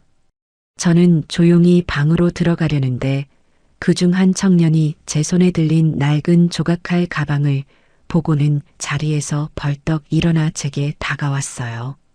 어르신, 죄송하지만 잠시 그것 좀 볼 수 있을까요? 앳된 얼굴의 그 청년은 자신을 민속학을 공부하는 대학원생 김민준이라고 소개했습니다. 저는 별 생각 없이 그에게 조각할 가방을 건넸어요. 민준 씨는 마치 귀한 보물이라도 다루듯 조심스러운 손길로 가방을 열어 낡은 조각칼들을 하나씩 살펴보았습니다. 그리고는 감탄사를 연발하며 어르신, 이건 정말 귀한 물건인데요. 요즘에는 이런 식으로 손수 당금질에서 만든 조각칼을 찾아보기 정말 어렵습니다. 혹시 어르신께서 직접 사용하시던 건가요? 하고 물었습니다. 저는 그에게 돌아가신 제 남편의 유품이라고 담담하게 대답해 주었죠. 제 말에 그는 더욱 큰 관심을 보이며 제 남편에 대해 이것저것 묻기 시작했습니다. 저는 그에게 남편이 평생을 이름 없는 목각 인형 작가로 살다 갔다는 이야기를 들려주었어요. 제 이야기를 듣는 내내 그의 눈은 존경심과 호기심으로 반짝이고 있었습니다. 우리는 그날 밤 꽤 오랫동안 평상에 앉아 제 남편의 삶과 예술에 대한 이야기를 나누었습니다. 그렇게 안동에서의 평화로운 하룻밤이 지나고 드디어 지긋지긋한 명절 당일이 밝았습니다. 저는 아침 일찍 일어나 휴대폰을 아예 무음으로 바꿔놓고 게스트하우스를 나섰어요. 오늘은 그 누구의 방해도 받지 않고 오롯이 저만의 시간을 보내리라 다짐했죠. 하지만 제 그런 다짐은 그리 오래가지 못했습니다. 안동 시내의 한 찻집에 앉아 여유롭게 쌍화차를 마시고 있는데 주머니 속 휴대폰이 미친 듯이 진동하기 시작했어요. 화면을 보니 역시나 딸 지수였습니다. 받지 않고 버티기를 수십 번, 결국 저는 포기하고 전화를 받을 수밖에 없었습니다. 엄마, 도대체 어디야? 친구 만나러 간다더니 왜 전화도 안 받고 사람을 이렇게 걱정시켜? 수화기 너머로 들려오는 딸의 목소리는 거의 울음에 가까웠습니다.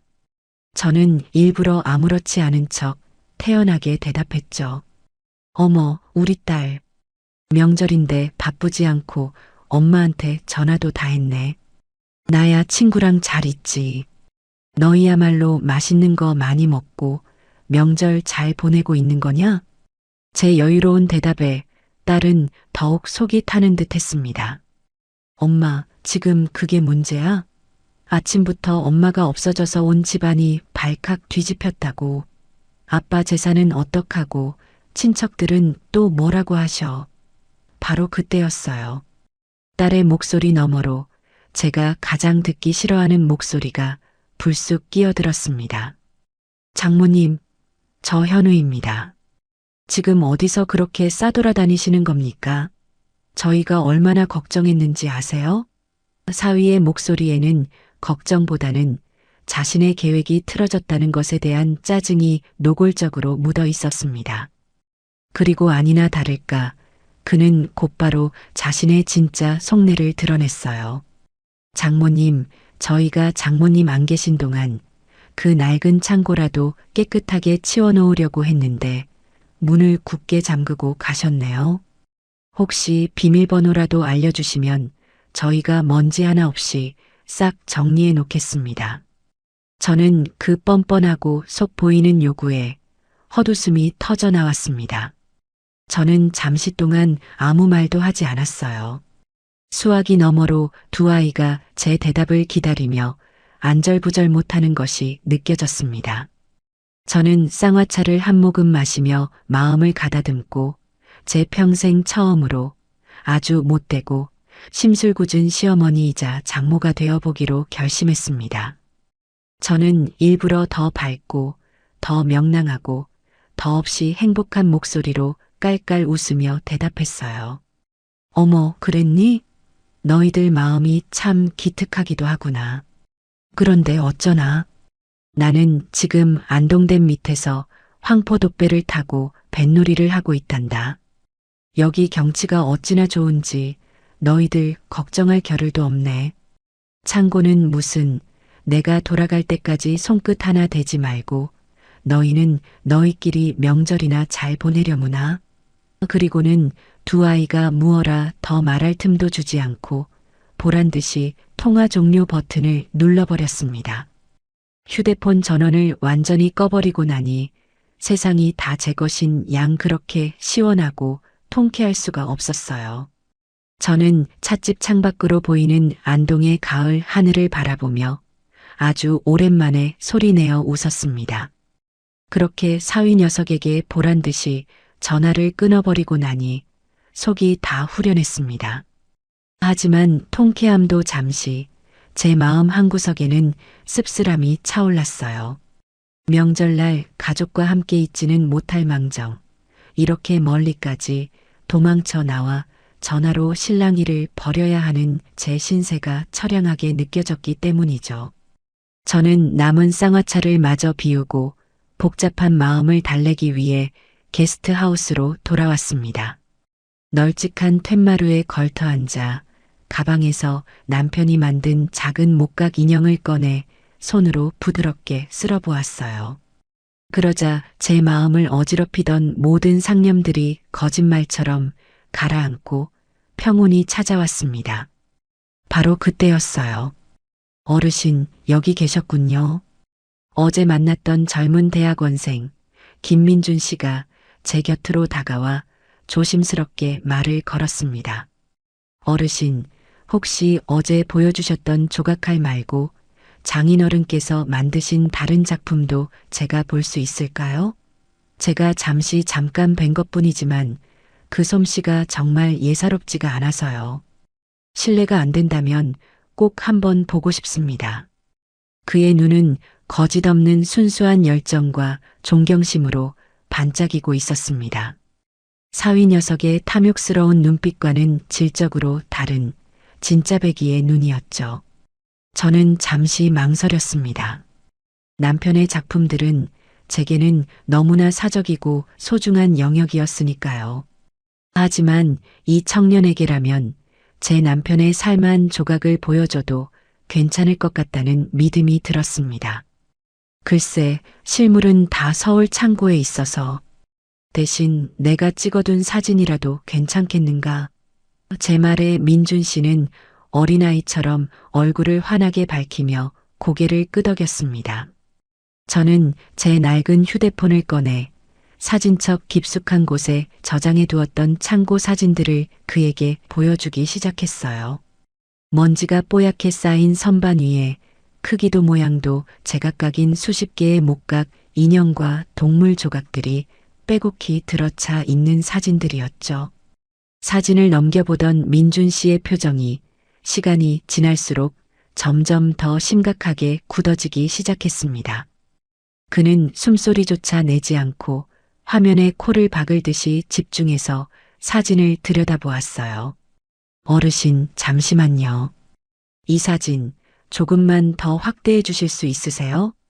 그는 학 한 마리가 날갯짓하는 모습을 조각한 작품을 가리켰습니다. 저는 그의 요청대로 사진을 확대해 주었죠. 그러자 그는 거의 비명에 가까운 탄성을 내뱉었습니다. 맙소사. 이건 말도 안 돼. 이 결 좀 보세요. 나무의 결을 그대로 살리면서 마치 살아있는 학의 깃털처럼 표현했어요. 그리고 이음새 하나 없이 통나무 하나를 통째로 깎아서 만드신 거예요. 이런 기법은 그는 흥분을 감추지 못하고 한동안 말을 잇지 못했습니다. 그리고는 제 손을 덥석 잡으며 떨리는 목소리로 물었어요. 어르신, 정말 죄송하지만 이 작품들을 만드신 장인어른의 성함이 어떻게 되시는지 여쭤봐도 될까요? 저는 그의 갑작스러운 행동에 조금 놀랐지만 이내 남편의 이름을 담담하게 말해주었습니다.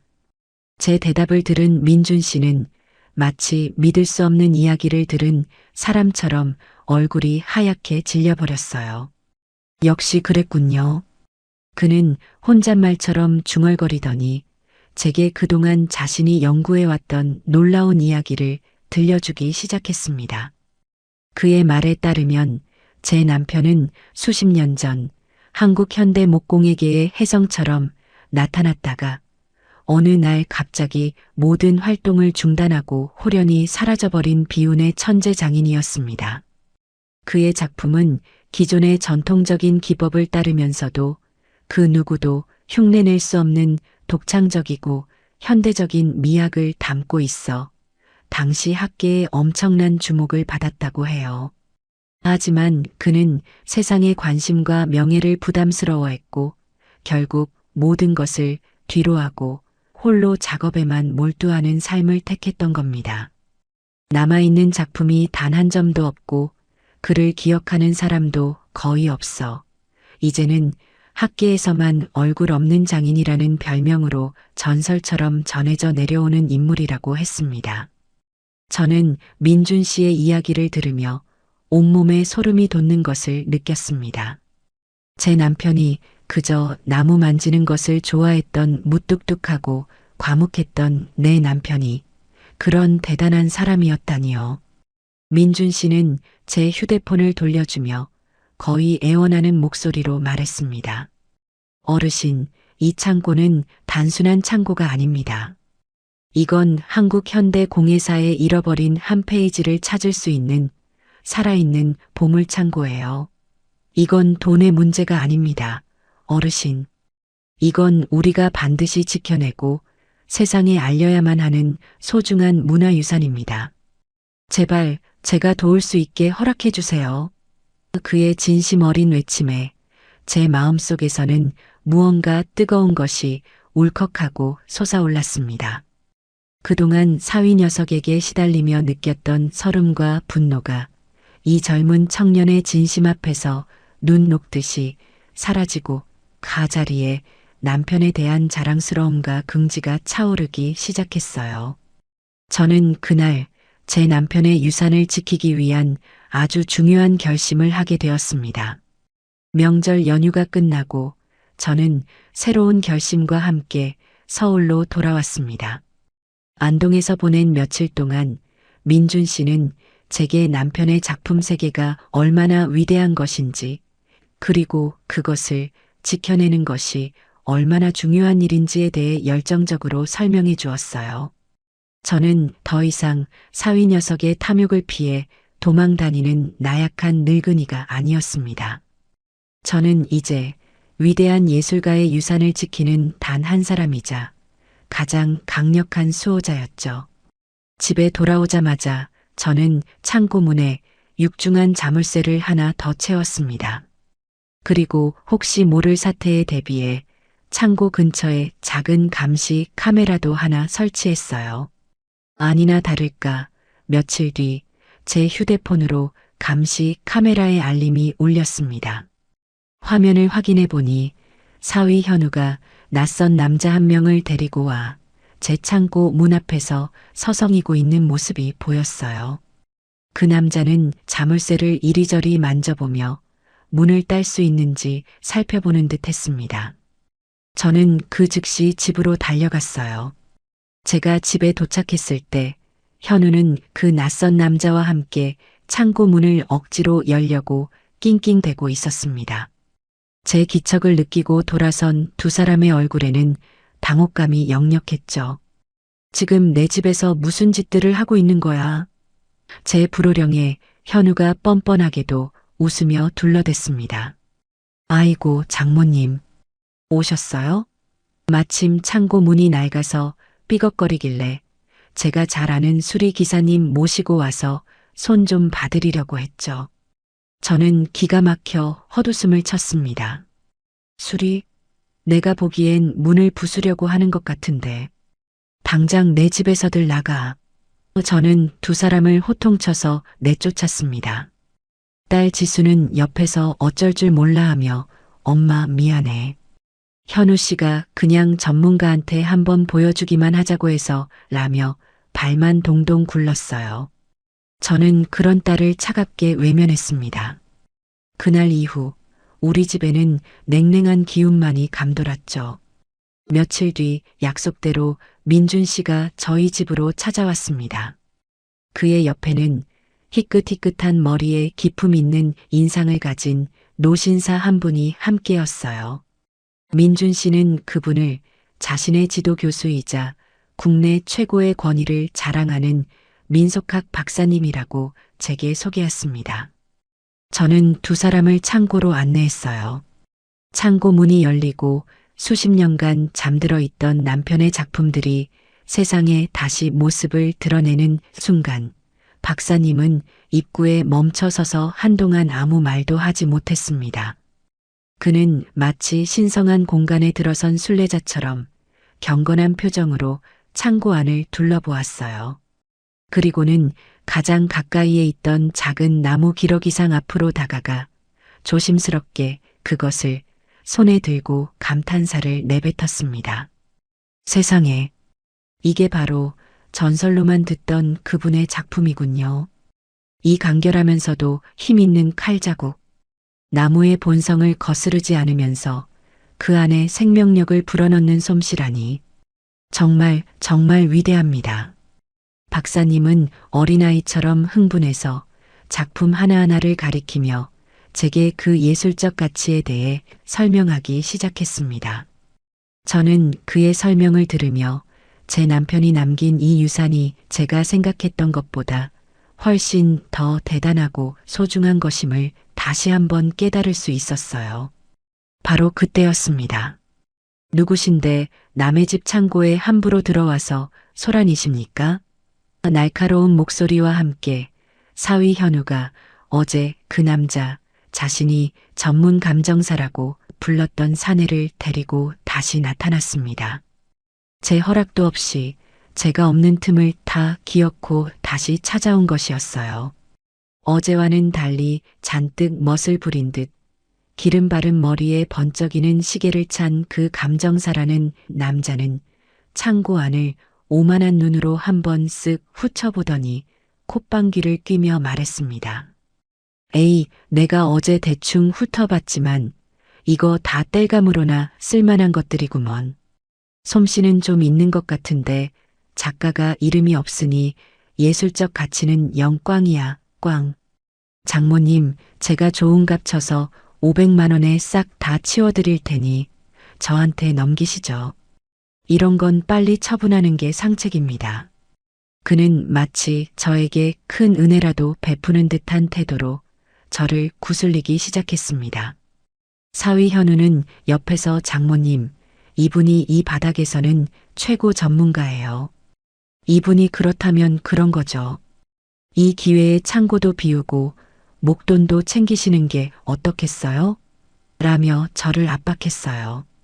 그때 가만히 듣고만 있던 박사님이 조용히 입을 열었습니다. 그의 목소리는 나직했지만 그 안에 담긴 권위는 그 누구도 거스를 수 없을 만큼 단단했어요. 선생, 함부로 말하지 마시오. 당신이 지금 땔감이라고 말한 그것들이 어쩌면 국보급 문화재가 될 수도 있는 이 나라의 귀한 보물들이요. 박사님의 말에 감정사라는 남자의 얼굴이 순간 굳어졌습니다. 박사님은 아랑곳하지 않고 그에게 물었습니다. 감히 묻겠는데 선생은 어느 협회 소속이요? 내가 이 바닥에 평생을 몸담아 왔지만 당신처럼 귀한 것을 보고도 땔감 운운하는 안목 낮은 사람은 본 기억이 없는데. 박사님의 날카로운 추궁에 남자는 당황한 기색이 역력했습니다. 아, 저는 프리랜서로라며 말을 얼버무리는 그의 모습은 영락없는 사기꾼의 모습이었죠. 그제야 현우도 무언가 잘못되었다는 것을 깨달았는지 얼굴이 흙빛으로 변하기 시작했습니다.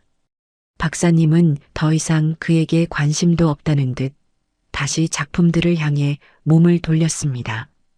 그리고는 창고 안의 작품들이 지닌 예술적 가치와 역사적 의미를 마치 강연이라도 하듯 하나씩 설명하기 시작했어요. 진짜 전문가의 등장 앞에 가짜 감정사와 속물사위는 완전히 압도당하고 말았습니다. 박사님의 열정적인 설명은 1시간 넘게 이어졌습니다. 그는 제 남편의 작품들이 어떻게 전통적인 조각 기법을 계승하면서도 서구의 모더니즘을 독창적으로 결합시켰는지, 그리고 그 시대의 아픔과 희망을 어떻게 나무라는 진료 안에 섬세하게 녹여냈는지에 대해 막힘없이 설명했어요. 그의 설명을 듣고 있으니 무뚝뚝하고 과묵하기만 했던 제 남편이 마치 위대한 예술가처럼 새롭게 보였습니다.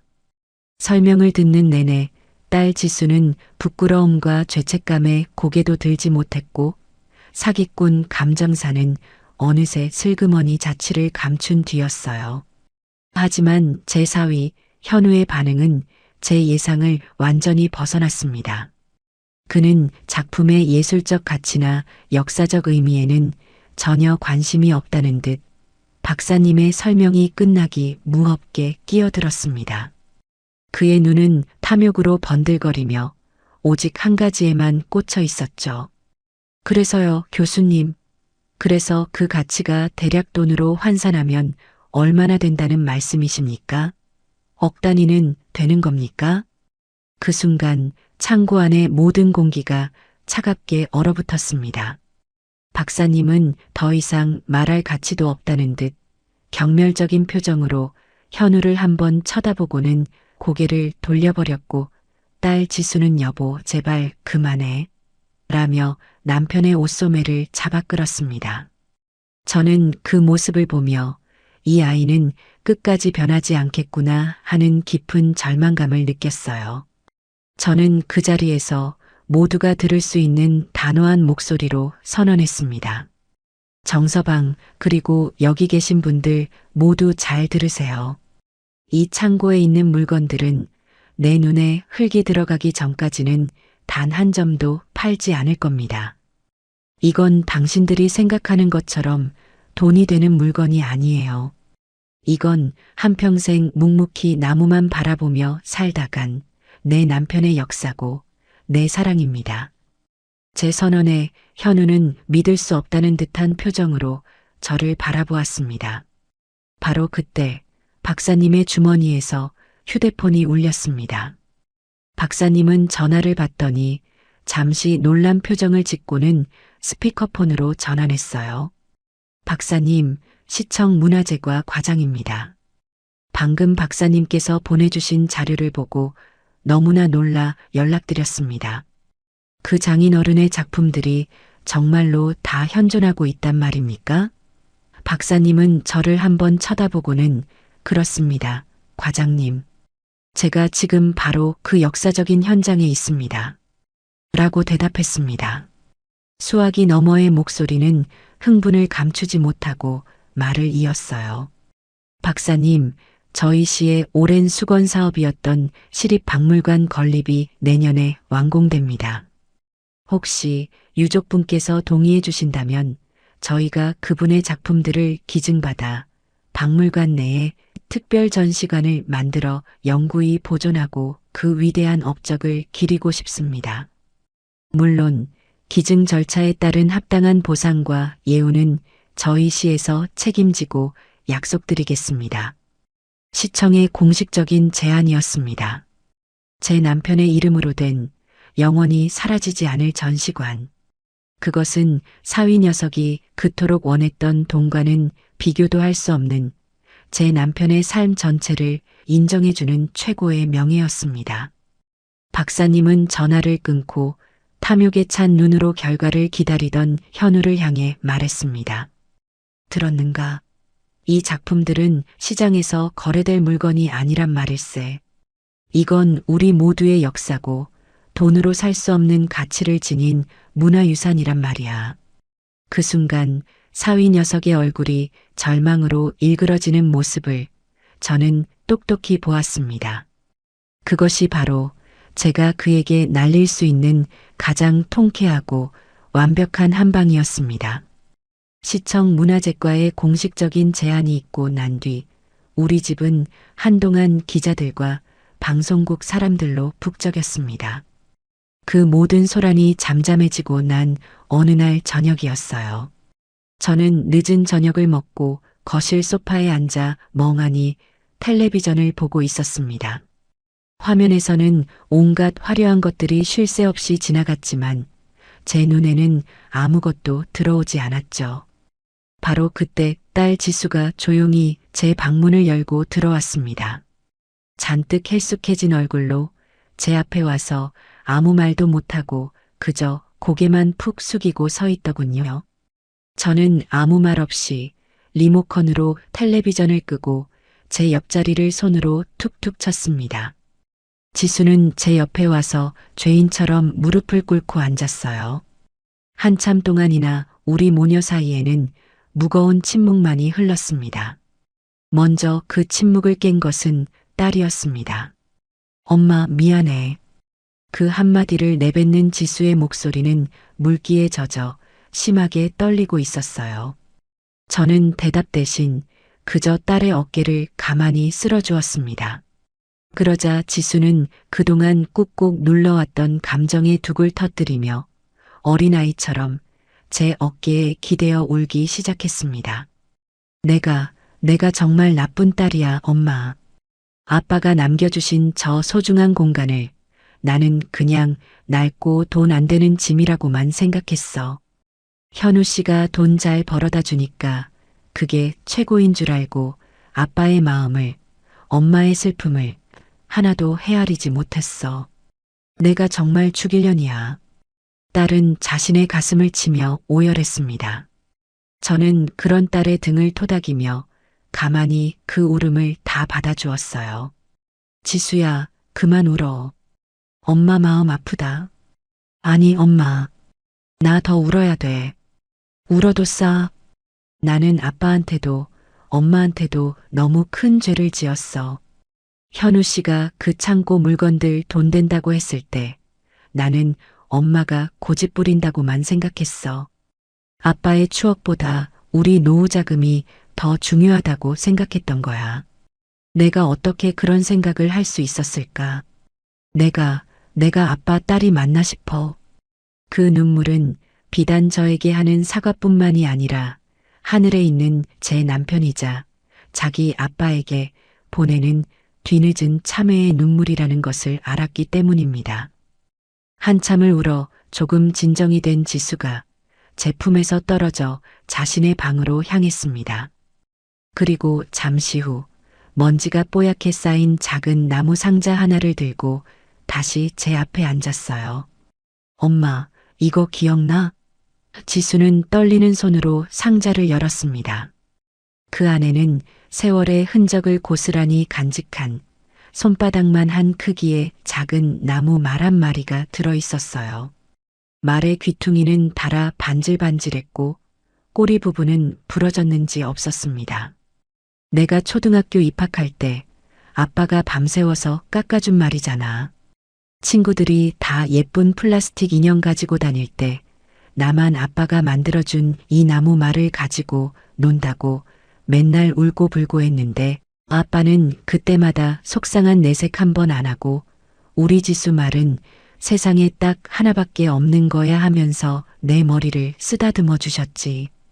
그때는 그 말이 그렇게 듣기 싫었는데 지금 생각해보니 아빠 말이 맞았어. 이건 세상에 정말 딱 하나밖에 없는 거였는데. 근데 나는 이 소중한 걸, 이 서랍 깊숙한 곳에 처박아 두고 까맣게 잊고 살았어. 엄마. 아빠를 잊고 살았던 것처럼. 지수는 그 나무 말을 가슴에 품고 다시 한번 소리 없이 눈물을 흘렸습니다. 저는 그런 딸의 손을 따뜻하게 잡아주었습니다. 그리고 서랍장에서 낡은 사진첩 하나를 꺼내왔어요. 사진첩을 넘기자 낡고 빛바랜 사진들 속에서 젊은 시절의 남편과 어린 지수의 모습이 환하게 웃고 있었습니다.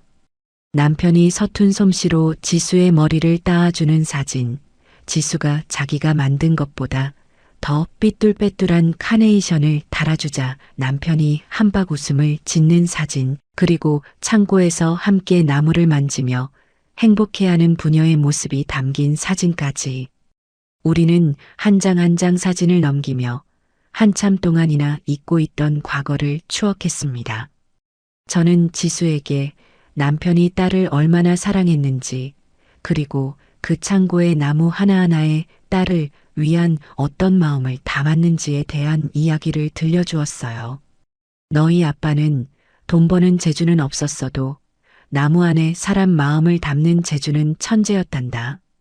저 창고에 있는 모든 것들은 사실 다 너를 위해 만든 것이나 다름없어. 네가 언젠가 시집가서 아이를 낳으면 그 아이에게 물려주고 싶다며 그렇게 수십 년간 홀로 만들어온 너희 아빠의 세상이었지. 제 이야기에 지수는 더욱더 목이 메어왔습니다. 그날 밤 우리 모녀는 그렇게 서로의 상처를 보듬고 서로의 눈물을 닦아주며 아주 오랜만에 다시 하나가 되었습니다. 지수는 눈물을 닦고 제게 말했어요. 엄마, 이제부터라도 내가 잘할게. 아빠의 소중한 마음 내가 지킬게. 그리고 엄마 옆에서 내가 평생 속죄하며 살게. 저는 그런 딸의 손을 꼭 잡아주었습니다. 속죄는 무슨, 너는 그냥 네 아빠가 너를 얼마나 사랑했는지 그것만 잊지 않고 살아주면 돼. 그것이 최고의 효도다. 제 남편의 작품 기증 소식은 지역 신문의 작은 기사로 시작해 순식간에 전국의 주요 뉴스로 퍼져나갔습니다. 수십 년간 숨겨져 있던 비운의 천재 장인, 남편의 유산을 지켜낸 위대한 아내, 돈보다 예술을 택한 감동적인 사연. 사람들은 제 이야기에 열광했고 저는 하루아침에 유명 인사가 되어버렸어요. 집 앞에는 매일같이 기자들이 진을 쳤고 방송국에서는 저를 다큐멘터리의 주인공으로 섭외하고 싶다며 연일 연락이 걸려왔습니다. 저는 그 모든 관심이 부담스러워 대부분 거절했지만 민준 씨와 박사님의 간곡한 설득에 제 남편의 예술 세계를 올바르게 알리는 일에만큼은 기꺼이 협조하기로 했습니다.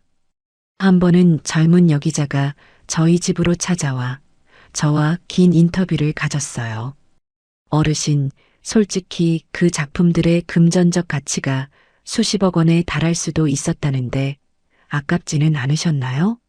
라는 조심스러운 질문에 저는 웃으며 대답했습니다. 아깝다니요. 내 남편의 인생이 담긴 물건인데 그걸 어찌 돈과 바꿀 수 있겠어요. 수십억이 아니라 수백억을 준다 해도 나는 내 남편의 작은 나무 조각 하나와도 바꾸지 않았을 겁니다. 내 남편의 작품은 돈으로 값을 매길 수 없습니다. 그 가치를 굳이 아셔야겠다면 한평생 묵묵히 자기 길을 걸어온 한 남자의 인생, 그리고 그런 남편을 평생 사랑하고 존경했던 한 여자의 사랑, 그것이 바로 내 남편 작품의 진짜 가치입니다. 제 인터뷰 기사가 나가자 세상은 저를 더욱 존경의 눈빛으로 바라보기 시작했습니다. 반면 제 사위 현우의 인생은 정반대의 방향으로 흘러가고 있었습니다. 골동품과 민속품을 거래하는 그 바닥은 생각보다 좁고 소문은 발보다 더 빨랐죠. 장모의 유산을 탐내 사기꾼 감정사까지 동원했던 속물, 국보급 문화재를 땔감 취급했던 무식한 장사치. 현우의 이름 앞에는 그런 부끄러운 꼬리표들이 따라붙기 시작했습니다. 그를 신뢰하던 고객들이 하나둘씩 등을 돌렸고 동업자들은 그와의 거래를 끊었습니다. 한때는 업계의 유망주로 불리던 그는 이제 아무도 거들떠보지 않는 웃음거리로 전락하고 만 것이에요. 한 번은 현우가 재기를 노리고 큰맘 먹고 참여한 골동품 경매장에서 유력한 경쟁자가 그를 향해 보란 듯이 이렇게 비아냥거렸다고 합니다. 어이, 정 사장. 요즘은 땔감으로 쓸만한 국보 없나? 있으면 나한테 좀 싸게 넘기시게. 우리 집 아궁이에 불쏘시개로 쓰면 딱 좋겠네. 그 말에 경매장 안의 모든 사람들이 그를 보며 비웃었고 현우는 얼굴이 시뻘개진 채로 경매장을 뛰쳐나올 수밖에 없었다고 해요. 딸 지수의 말에 따르면 그는 그날 이후로 완전히 무너져 매일 밤 술에 취해 들어와 내가 뭘 그렇게 잘못했냐며 울부짖는다고 했습니다. 시간이 흘러 마침내 시립박물관에 김진우 목공의 특별관이 문을 여는 날이 되었습니다. 개막식은 수많은 기자들과 문학의 인사들이 참석한 가운데 아주 성대하게 치러졌어요. 시장님과 박물관장, 그리고 박사님이 차례로 연단에 올라 제 남편의 위대한 예술혼을 기리는 축사를 했습니다. 저는 검은 한복을 곱게 차려입고 남편의 영정사진을 품에 안은 채 가장 앞자리 귀빈석에 앉아 그 모든 광경을 지켜보았습니다. 제 차례가 되어 연단에 올라갔을 때 저는 미리 준비한 원고 대신 제 진심을 담아 짧게 말했어요. 제 남편은 살아생전 단 한 번도 세상의 인정을 바라지 않았습니다. 그저 나무가 좋아서 나무를 만지는 순간이 행복해서 평생을 묵묵히 나무와 함께 살다 간 사람입니다. 오늘 이렇게나 많은 분들이 그의 삶을 기억해 주시니 하늘에 있는 그 사람도 분명 기뻐할 겁니다. 고맙습니다. 제 말이 끝나자 장내에서는 우레와 같은 박수갈채가 터져 나왔습니다. 그 순간 제 눈에 행사장 가장 뒤쪽 기둥 뒤에 숨어 이쪽을 바라보고 있는 한 남자의 모습이 들어왔습니다. 초대받지 못한 손님, 바로 제 사위 현우였습니다. 예전에 그 번지르르한 모습은 온데간데 없고 잔뜩 주눅이 든 초라한 모습으로 그는 차마 안으로 들어오지도 못하고 그저 멀리서 자신이 그토록 경멸했던 장인의 영광을 쌉쓸하게 지켜보고 있었습니다. 그 모습을 보니 통쾌함보다는 어쩐지 서글픈 마음이 더 크게 들었습니다. 전시회가 성공적으로 막을 내리고 제 삶도 다시 평온을 되찾았습니다. 하지만 현우는 그 후로도 한참 동안 제 앞에 나타나지 못했어요. 딸 지수는 거의 매일같이 저희 집으로 찾아와 저를 돕고 말벗이 되어 주었습니다. 그리고 올 때마다 조심스럽게 현우의 이야기를 꺼내놓곤 했죠. 엄마, 그 사람 요즘 정말 이상해. 매일 밤 아빠에 대한 책들을 찾아서 읽고 주말에는 인사동이나 박물관 같은 데를 혼자 돌아다니는 것 같아. 얼마 전에는 작은 목공소에 찾아가서 뭘 배우고 싶다고 기웃거리다가 쫓겨나기도 했대. 저는 딸의 말을 그저 묵묵히 듣기만 할 뿐 아무런 대답도 하지 않았습니다. 아직은 그 아이를 용서할 마음의 준비가 되지 않았기 때문이에요. 엄마, 그 사람 한 번만 만나주면 안 될까? 정말 많이 반성하고 있어. 엄마한테 꼭 무릎 꿇고 사죄하고 싶대. 딸의 간곡한 부탁에도 저는 그저 고개만 가로저을 뿐이었습니다. 그러던 어느 날 딸 편에 현우가 보낸 것이라며 두툼한 편지 봉투 하나가 전달되었습니다.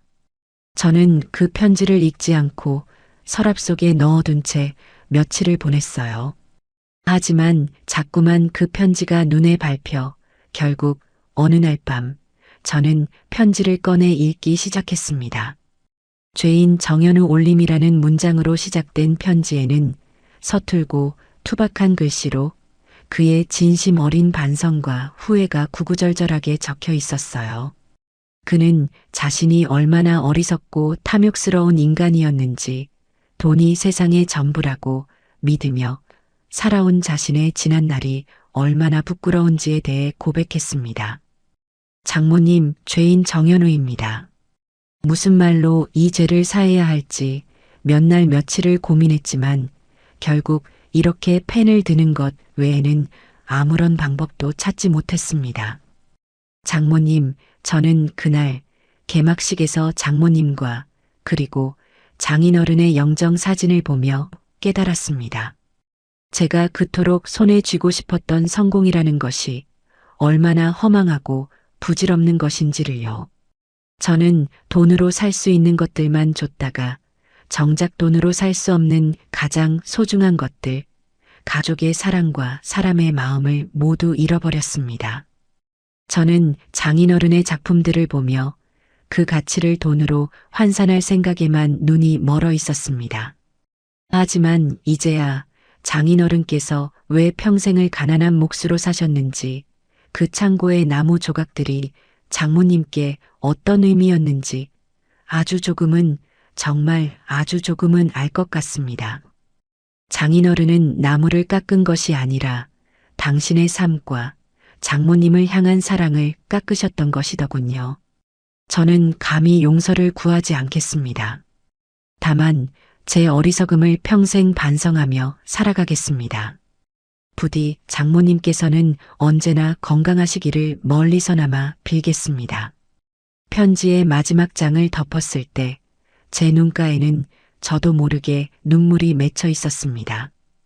그의 진심이 서툰 글씨를 넘어 제 마음속으로 전해져 오는 듯 했어요.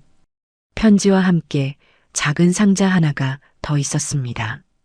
상자를 열어보니 그 안에는 아주 서툰 솜씨로 깎아 만든 작은 목각 인형이 들어 있었어요.